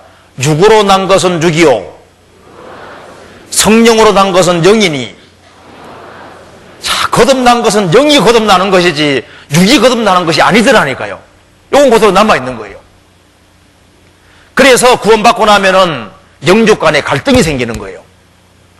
우리 속사람은 하나님 말씀대로 살기를 간절히 원하는데 우리 육신은 세상에 가고자 하는 마음도 있으니까 엎치락뒤치락 갈등이 생기는 거예요. 또 죄의 기질이 남아있으니까 또 세상이 막 나를 오라고 부르거든요. 그잖아요. 또 마귀가 우리 영혼을 못 뺏어가도 우리 신앙생활을 망치게 할 수 있거든요. 그러니까 우리 육신과 또 마귀와 세상의 유혹이 있으니까 이걸 어떻게 우리가 이기겠냐 그 말입니다. 우리 힘으로 못 이겨요. 그렇기 때문에 정상적으로 공급을 받아야만 그 힘으로 그걸 죽여나가고 이겨나갈 수 있고 정상적인 신앙생활이 되게 돼 있는 거예요. 그래서 우리가 신앙생활에서 알은 것이 있습니다.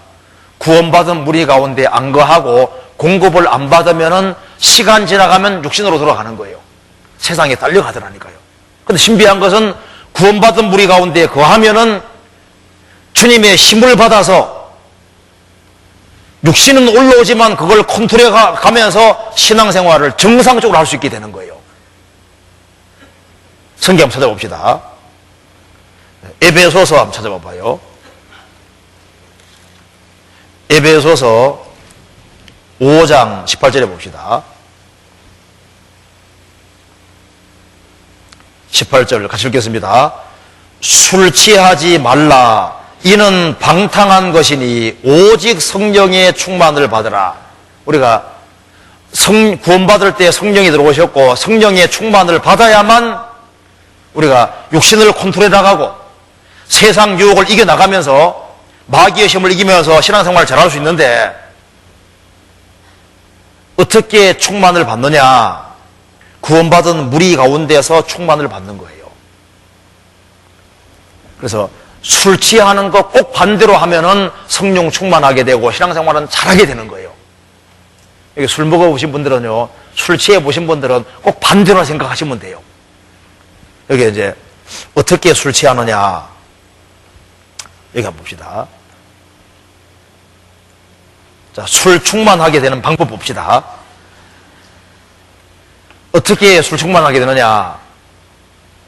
첫째, 술자석에 자주 참석한다. 그렇죠. 자주 안 참자면 술 충만 안 됩니다. 그리고 두 번째, 술잔을 주거니 받거니 하면서 일단 많이 마셔야 술 충만할 수 있는 거예요. 그렇죠? 그리고 1차, 2차, 3차에 꼭 참석한다.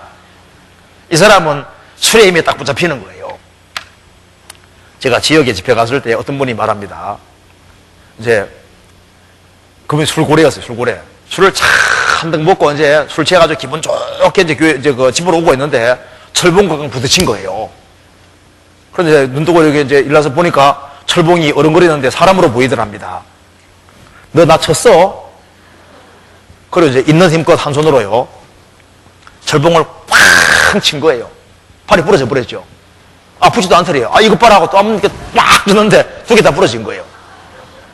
그래서 병원에 실려가서 양손에 기부스한 상태에서 아내는 이때다 하고 이제 테이프 들어준 거예요.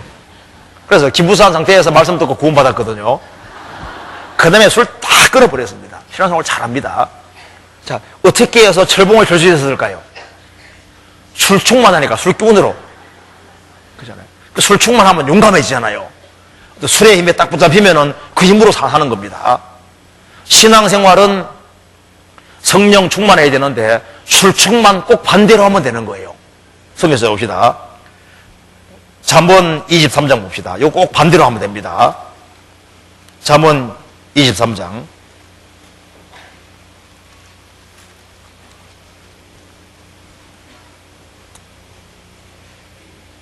29절.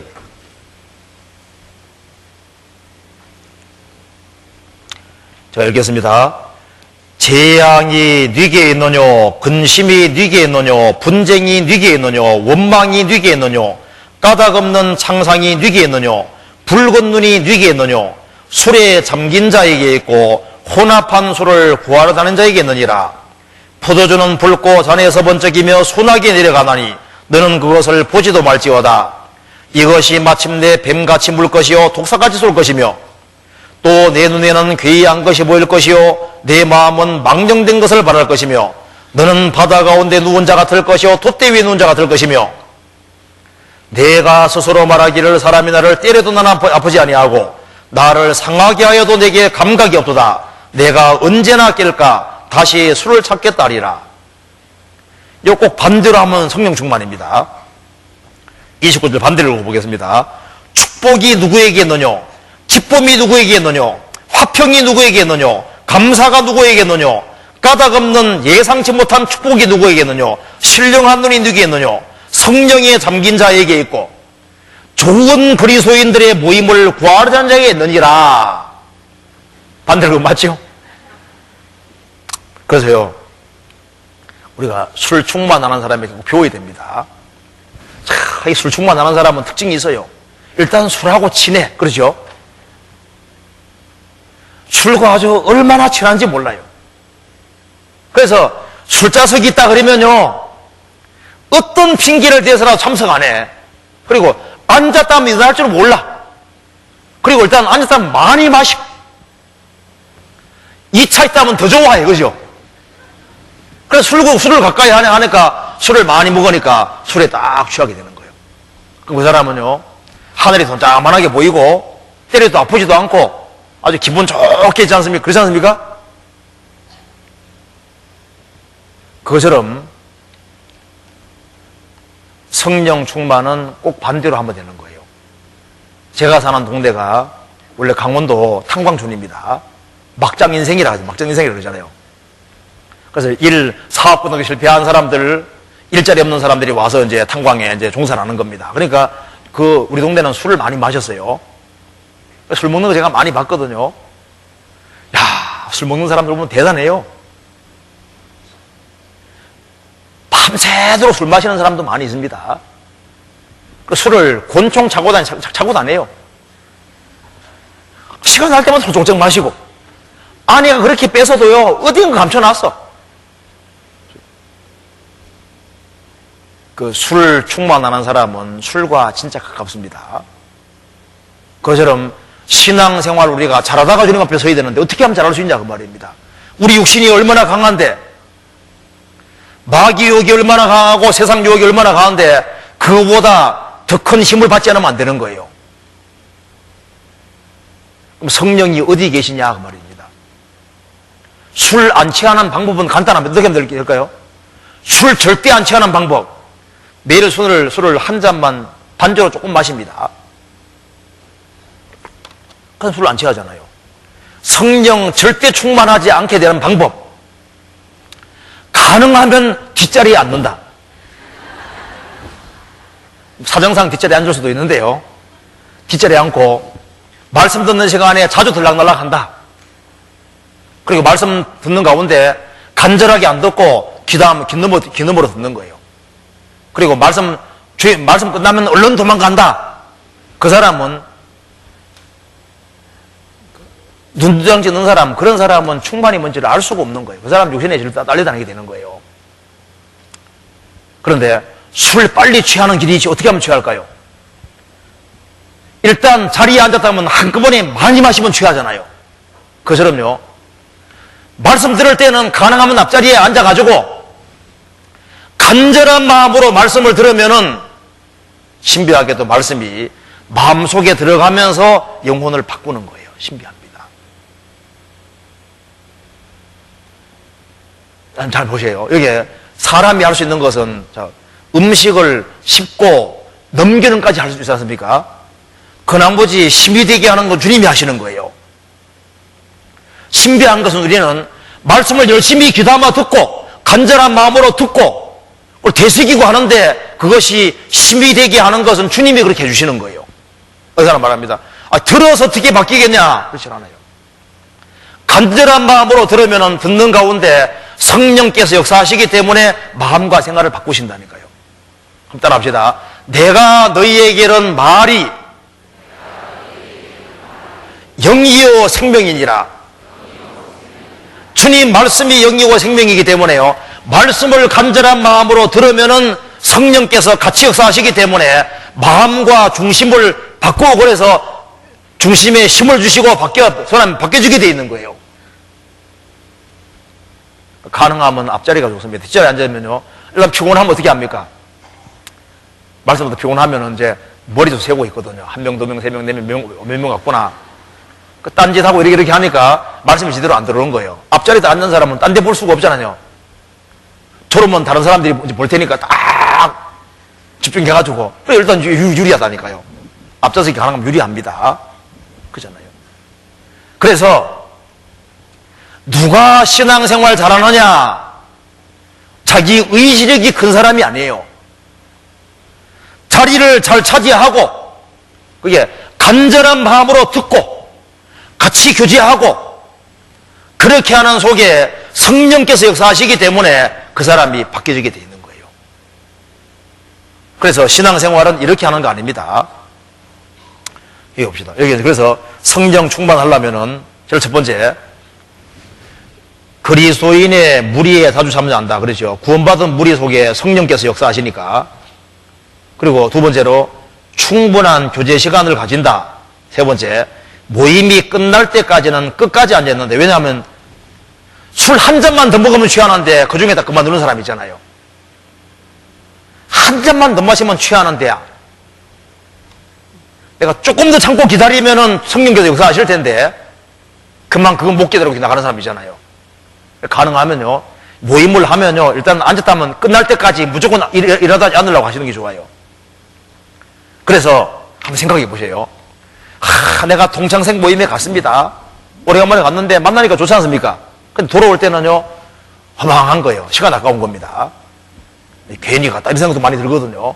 그런데 신기한 것은요, 구원받은 사람들이 모임 무리 가운데 참여하고 할 때는 오늘은 가기 싫지만은 나와서 같이 말씀 듣고 교제하고 돌아가면 어떤 생각이 됩니까? 잘 왔구나. 다음번에 꼭 와야지 생각이 들잖아요. 성경 출애굽기 한번 찾아봅시다. 20장.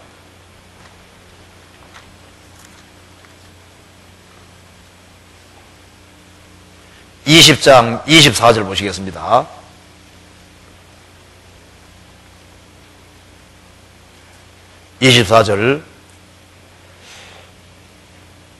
같이 읽겠습니다. 내게 토단을 쌓고 그 위에 너의 양과 소로 너의 번제와 화목제를 드리라. 내가 물은 네 이름을 기념하는 곳에서 내게 강림하여 복을 주리라.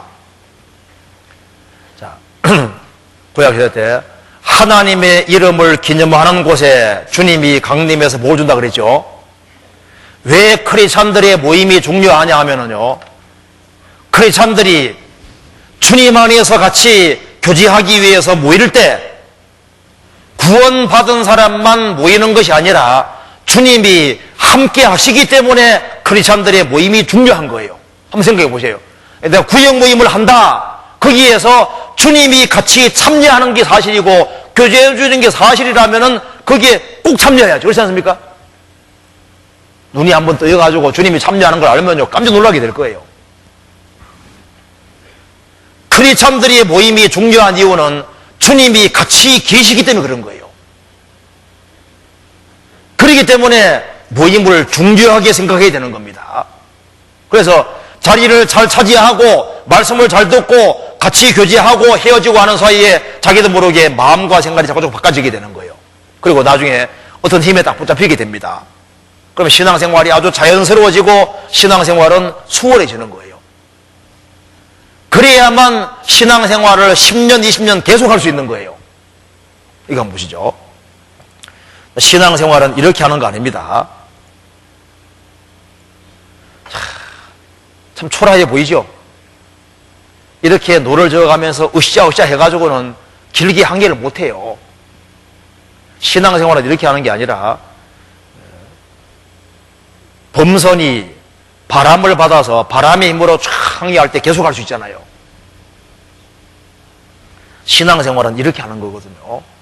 그래서 성경에서 보면 인간을 구원받은 사람, 한 사람 영혼을 배로 이렇게 표현하고 있어요. 배로. 그러면 이제 이 배는 파손 안 되는 게 중요하죠. 주님 피로 죄를 완전히 가리움 받은 사람은 파손되지 않는 배와 똑같은 겁니다. 그리고 구원받기 전에는 내가 선장인데 구원받고 나면 주님이 선장이 되시지 않습니까? 너는 범사에 그를 인정하라. 그리하면 내 길을 지도하시리라. 그리고 배에는 다시 있어야 됩니다. 소망이 다시라고 돼 있어요. 구원받은 사람은 세상 사람들이 알지 못하는 소망이 있잖아요. 그리고 배에는 키가 있어야 되는데 그 키가 방향 결정하는 거죠. 구원받고 나면은 이제 목표가 확실해졌습니다.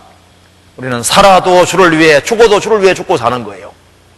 그리고 돛대미스를 튼튼히 하는 것이 뭐냐? 구원받은 무리 가운데 뿌리를 내리는 겁니다. 그리고 돛을 펼치는 것은 마음을 여는 거예요. 어떤 사람은 구원받은 무리 가운데 거하면서도 마음을 조금밖에 안 엽니다. 그러면 바람이 성령 역사할 수 없잖아요. 어떤 사람은 반만 열어서, 어떤 사람은 활짝 여는 사람도 있거든요. 여기가 내 집이라는 걸 알고 여기에서 운명을 함께하고 고락을 함께하고 그러면은 그 마음을 돛을 펼친 것과 똑같은 거예요.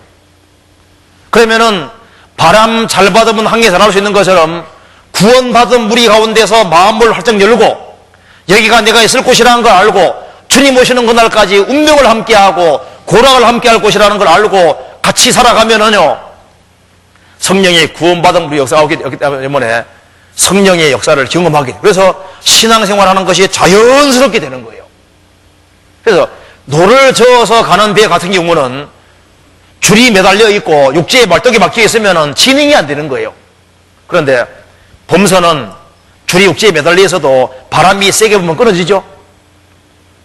담배가 안 끊어지고 술이 안 끊어지고 나쁜 취미들이 안 끊어진다 할지라도 구원받은 무리 가운데 열심히 거하면은 성령의 힘에 의해서 자연스럽게 끊어집니다.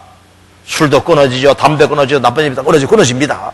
그리고 어떤 힘에 붙잡혀서 신앙생활이 정상적으로 쭉 되게 돼 있는 거예요. 그럼 원래 되시죠? 그러니까 주님 피로 구원받은 사람은 구원받은 무리 가운데 꼭 거해야 되는 거예요. 그래야만 내가 주님의 공급받으면은 거기에서 힘이 생기는, 그러니까 힘이 생기니까 기도할 수 있죠. 봉사할 수 있죠. 전도할 수 있죠. 다 할 수 있게 되는 거예요. 공급받지 아니하면은 그냥 시들시들해지고 신앙생활이 엉망이 돼버리는 거예요.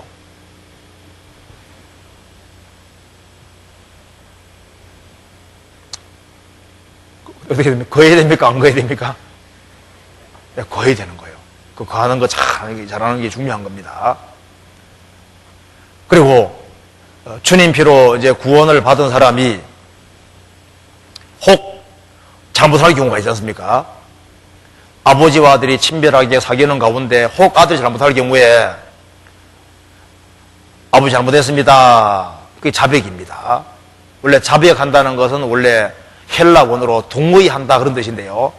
아버지와 아들이 사귀는 가운데 아들이 잘못했을 때 아버지가 지적합니다. 잘못한 게 맞지 하면 아버지 나 잘못한 게 없어요. 괜히 그러시하고 우기면 어떻게 됩니까? 그러면 자식하고 교제가 안 되는 거예요. 자백이라는 것은 동의하는 겁니다. 잘못한 게 맞지? 잘못한 게 맞습니다. 아버지 죄송합니다. 자기 것을 인정하고 들어가야지 아버지가 다음부터 그렇게 하지 말어. 그러면 교제가 되잖아요. 그래서 성경이 말씀하기를 하나님 자녀가 된 사람이 혹 잘못한 일이 생기면은 하나님 아버지 앞에 자백하면 아버지가 용서해 준다고 말씀하셨습니다. 용서된다는 것은 다시 친밀한 교제가 된다는 말씀인 거예요. 요한일서 찾아봅시다. 요한일서 1장 9절입니다.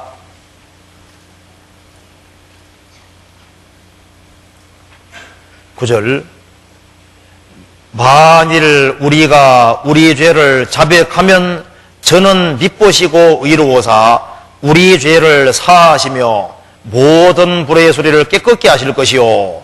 하나님의 자녀에게 하는 말입니다. 자백하면 우리 죄를 사해 준다는 얘기는 친밀한 교제가 회복이 되고 깨끗게 한다는 것은 죄 짓기 전의 상태로 만들어 주시는 거예요. 그런데 하나님 자녀가 구원받은 우리 가운데 정상적으로 신앙생활을 하면 좋은데 혹시 그렇지 못해서 이제 신앙생활을 등한히 하다 보면은 나중에 큰 죄를 짓게 되는 경우가 생길 수 있습니다. 그러면은 하나님께서는 그 자녀가 바르게 되기를 원하시기 때문에 징계하는 것이 있어요. 그래서 구원받은 사람은 아들로 대우하시기 때문에 징계하는 것이 있습니다. 그러니까 처음부터 순종하는 길을 걷는 것이 현명한 거예요. 히브리서 12장 찾아봅시다.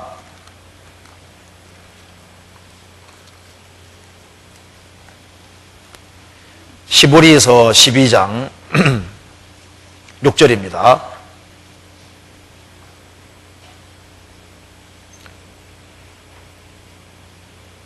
주께서 그 사랑하시는 자를 징계하시고 그의 받으시는 아들마다 책질하심이라 하였으니 너희가 참음은 징계를 받기 위함이라.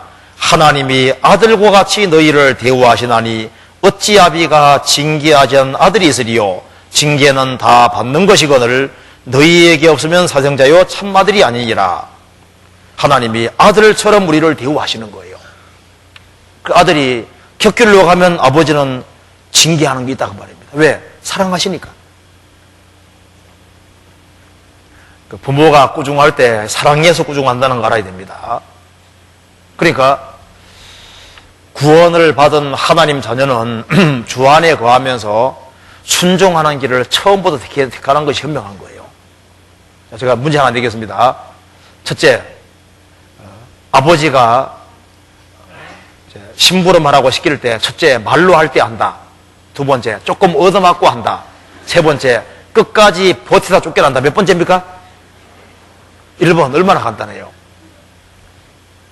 처음부터 순종의 길을 걷는 게 현명합니다.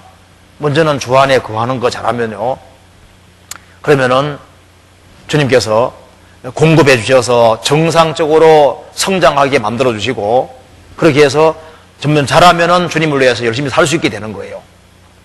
아기가 태어나면은 부모님 품 안에 있는 것처럼 구원받은 사람은 일단 구원받은 무리 가운데 거하면 주님께서 먹여주시고 길러주시고 아들답게 만들어 가신다 그 말입니다.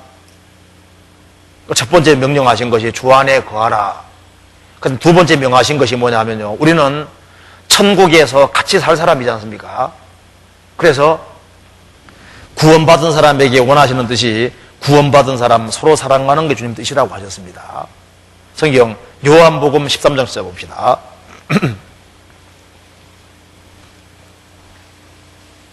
13장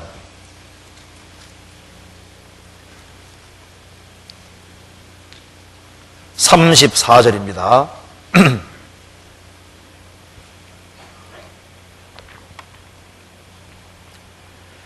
새 계명을 너희에게 두노니 서로 사랑하라. 내가 너희를 사랑한 것 같이 너희도 서로 사랑하라. 너희가 서로 사랑하면 이로써 모든 사람이 너희가 내 제자인 줄 알리라. 새 계명을 너희에게 주노니 서로 사랑하라. 내가 너희를 사랑한 같이, 주님 우리를 죽기까지 사랑하셨습니다. 사랑한 같이 너희도 피차 뜨겁게 서로 사랑하라. 구원받은 사람을 귀하게 여기고 서로 사랑하라는 겁니다. 서로 사랑하라는 것은 사랑의 첫 번째가 오래 참고입니다. 사랑은 오래 참고, 첫 번째가 오래 참고, 마지막도 오래 참고 견디는 거예요. 너희가 서로 사랑하면 이로써 모든 사람이 너희가 내 제자인 줄 알리라. 주님은 안 보이시잖아요. 우리가 안 보이는 하나님을 어떻게 사랑할까요? 구원받은 형제자매를 사랑하는 것이 주님을 사랑한다는 증거입니다. 성경에서 봅시다. 요한일서 4장입니다. 4장 19절.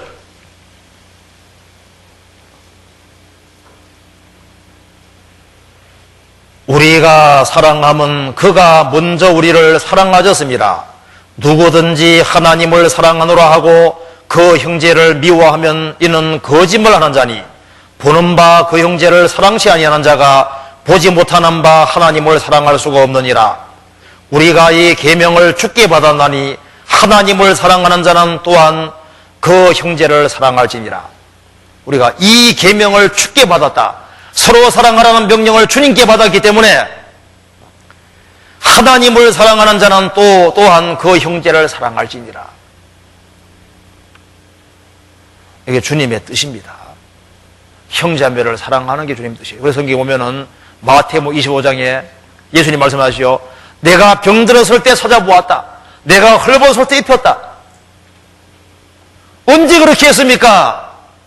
여기 있는 내 형제 중에 지극히 작은 자에게 한 것이 곧 내게 한 것이니라. 우리가 형제자매에게 잘해주는 모든 것은 주님께서 주님께 직접 하는 것으로 봐주신다는 거예요. 우리는 사랑하도록 부르심을 받았습니다. 우리는 불신자에게도 사랑을 베풀도록 부르심을 받은 거예요. 우리가 주님께로부터 사랑과 자비를 받았기 때문에 우리도 또 구원받지 아니한 사람을 사랑하도록, 구원받지 아니한 사람들에게 희생하고 수고하도록 우리는 부르심을 받은 겁니다. 마태복음 5장 보시겠습니다.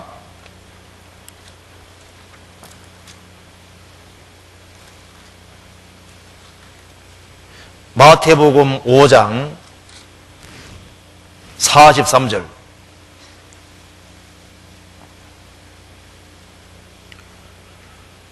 또 네 이웃을 사랑하고 네 원수를 미워하라 했다는 것을 너희가 들었으나 나는 너희에게 이르노니 너희 원수를 사랑하며 너희를 핍박하는 자를 위하여 기도하라.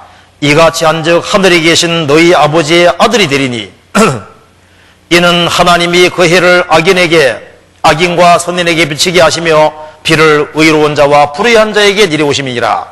너희가 너희를 사랑하는 자를 사랑하면 무슨 상이 있으리요? 세리도 이같이 아니하느냐?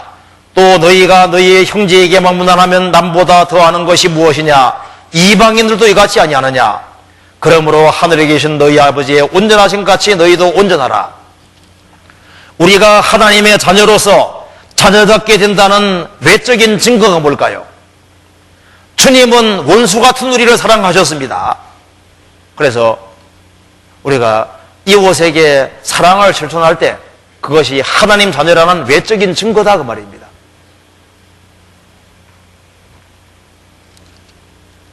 하나님은 김일성 집에도 비를 내리셨습니다. 햇빛 주셨잖아요. 하나님은 햇빛과 비와 만물을 골고루 사람에게 다 주십니다. 그게 하나님의 성품이거든요. 우리는 이웃 사람 마음을 어떻게 움직일까요? 우리가 이웃에게 희생하고 수고하는 모습을 보임으로써 주님 사랑을 나타낼 수 있는 거예요. 우리가 구원받지 아니한 사람을 정말 불쌍히 여긴다는 걸 느낄 수 있다면 그 사람을 주님 품으로 인도할 수 있을 겁니다. 성경 로마서 12장을 보시겠습니다.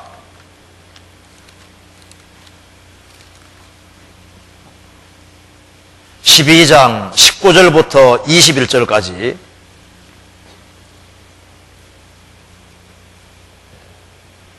같이 읽어보겠습니다.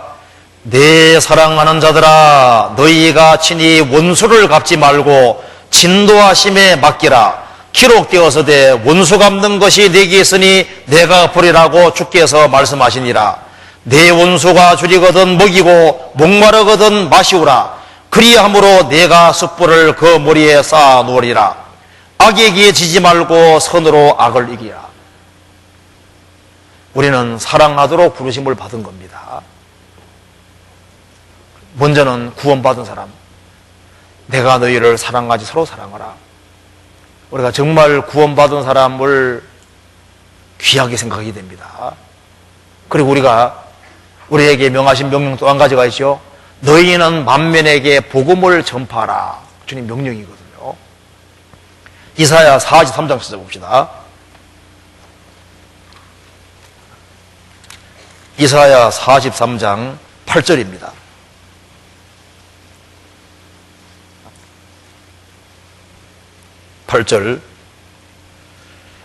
눈이 있어도 소경이요. 43장 8절 같이 읽읍시다. 눈이 있어도 소경이요. 귀가 있어도 기머거린 백성을 이끌어내라. 눈이 있어도 소경이고 귀가 있어도 기머거린 백성을 이끌어내라. 세상 사람 지금 헤매고 있습니다. 크리스찬들이 도와주지 아니하면 그들이 구원받을 수 없는 거예요. 우리가 구원받을 때도 먼저 구원받은 사람이 희생과 수고해서 구원받은 것처럼 또 우리가 다른 사람을 위해서 희생과 수고할 때 또 다른 사람이 구원받을 수 있는 겁니다. 잠언 24장 보시겠습니다.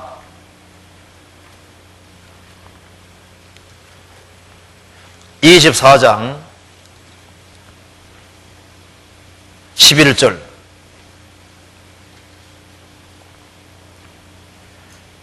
너는 사망으로 끌려가는 자를 건져주며 살육을 당하게 된 자를 구원하지 아니치 말라.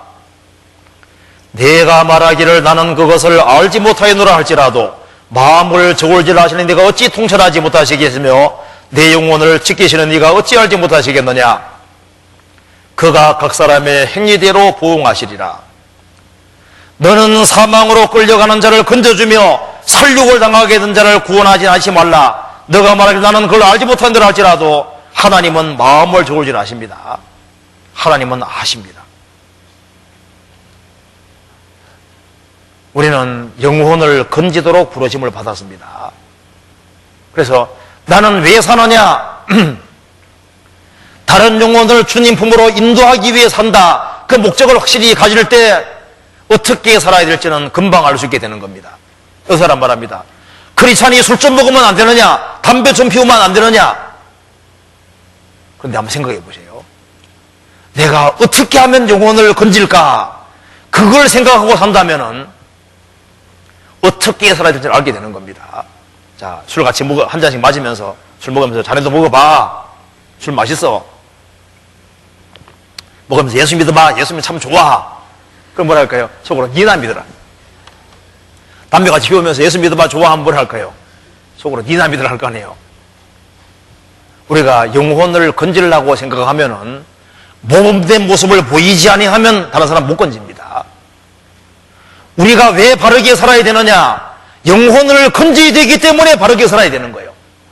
예수님도 왜 자신을 구별시켰냐 하면은 다른 사람들을 거룩하게 하기 위해서라고 했습니다. 우리는 왜 절제하냐 그 말입니다.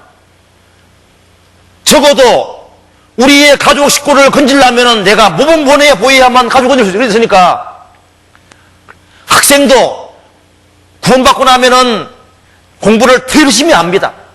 야, 우리 아들이 달라졌네. 그러면 구원받게 도움되는 거예요. 공주 수양관에서 어떤 어머니가 찾아오셨습니다.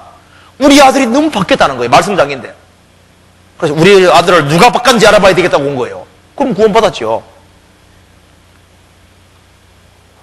자녀가 구원받고 바르게 살아가면은 어머니 마음, 아버지 마음이 움직이게 돼 있는 거예요. 우리가 이웃 사람 앞에서 정말 바르게 처신하고 행동하면은 다른 영혼들이 주님 품으로 인도될 수 있는 겁니다. 왜 내가 바르게 살아야 되느냐? 우리가 자유가 있지만 왜 절제해야 되느냐? 구원받은 사람은 자유가 있잖아요. 그런데 그 자유는 주님 위해서 한번 멋지게 살아보려는 자유다 그 말입니다. 나를 통해서 30명, 60명, 100명이 구원받아야 되는데 그들을 구원하기를 정말 소원하고 내만 천국 가는 것이 아니라 내 가족이 정말 천국 가기 원한다면은 가족 앞에서 모범 보이기 원하게 되는 거예요. 내가 내 주변의 친구들을 주님 품으로 인도하기 원한다면은 그들에게 모범 보이기를 진짜 원하게 되는 겁니다. 우리가 어떻게 살아야 되느냐? 그것은 내가 주변 사람 어떻게 하면 주님 품으로 인도할까? 그거 생각하면은 당연히 희석적이 돼야 되고 더 모범 보여야 되고 그걸 알게 되는 겁니다. 우리가 주님 앞에 설 때 가능하면 더 많은 사람들을 주님 품으로 인도해서 주님 앞에 서야 될 겁니다. 성경 고린도후서 4장 찾아보시겠습니다. 4장 14절.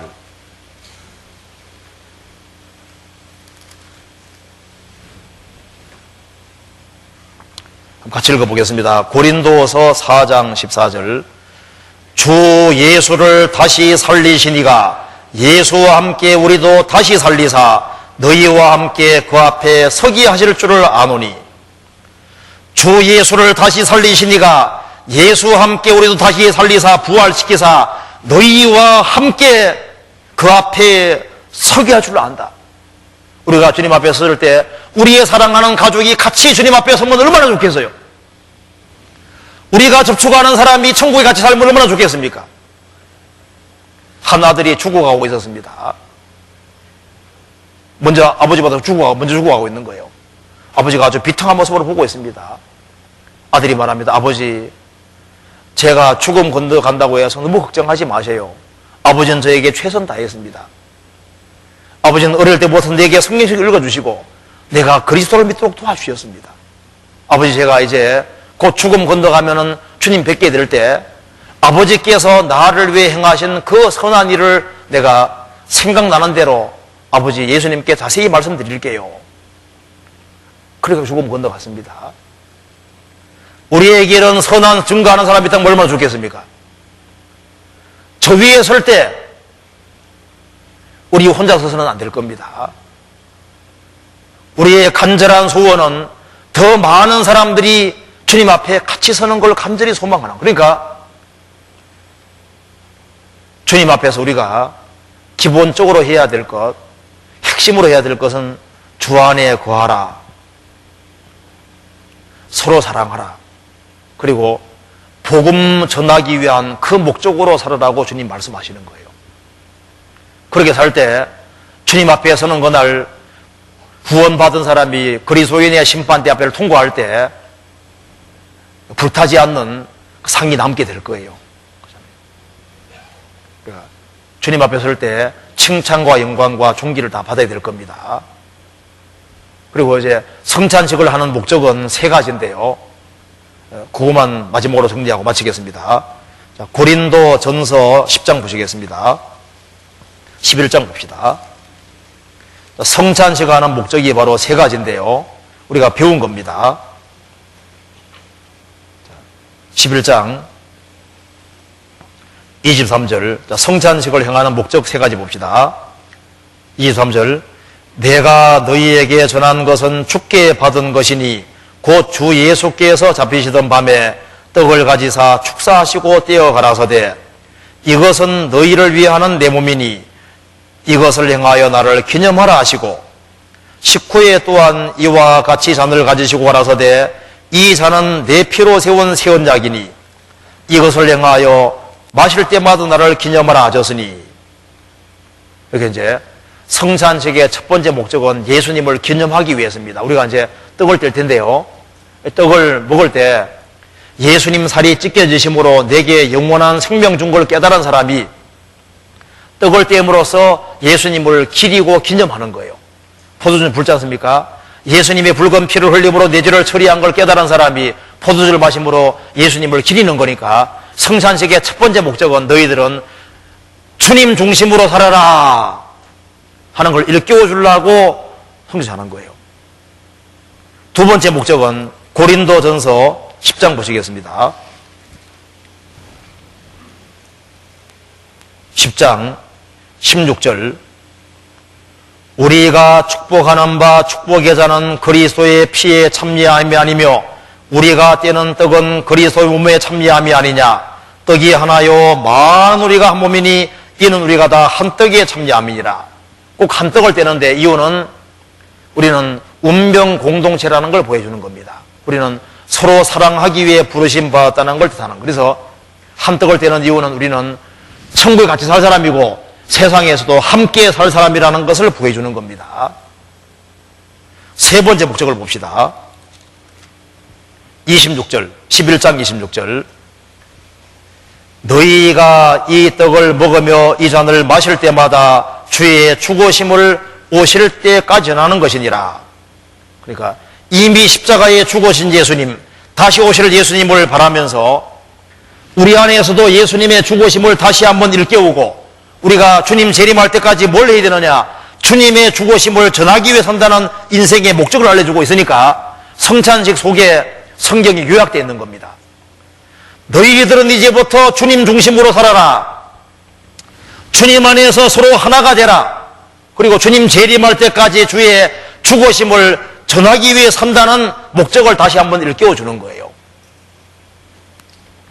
27절 그러므로 누구든지 주의 떡이나 잔을 합당치 않게 먹고 마시는 자는 주의 몸과 피를 범하는 죄가 있느니라. 합당치 않다는 게 뭡니까? 주님 중심으로 살지 않고 자기 중심으로 살면 합당하지 않은 거예요. 형제자매를 서로 미워하면 합당치 않은 겁니다. 우리가 다른 영혼을 무시하고 다른 영혼에 대해서 관심을 가지지 않고 이기적으로 살면 그 합당하지 않은 거예요. 그래서 자기 삶을 반성하면서 이 떡을 떼고 잔을 받으시기 바랍니다. 같이 기도하시겠습니다. 은혜와 사랑이 충만하신 하나님 아버지 감사합니다. 주님 보배로운 피로 우리 죄를 영원히 처리해 주시고 하나님 자녀로 삼아 주신 것을 감사드립니다. 여기에 참석한 모든 분들을 주님께서 거룩한 손으로 붙잡아 주시고 또 이번 집회를 위해서 수고한 모든 분들에게 더 큰 은혜와 사랑을 허락해 주옵소서. 우리 나머지 모든 생에 주님의 거룩한 말씀으로 다스려 주옵소서. 주 예수 그리스도 이름 받들어 감사하며 기도하옵나이다. 아멘.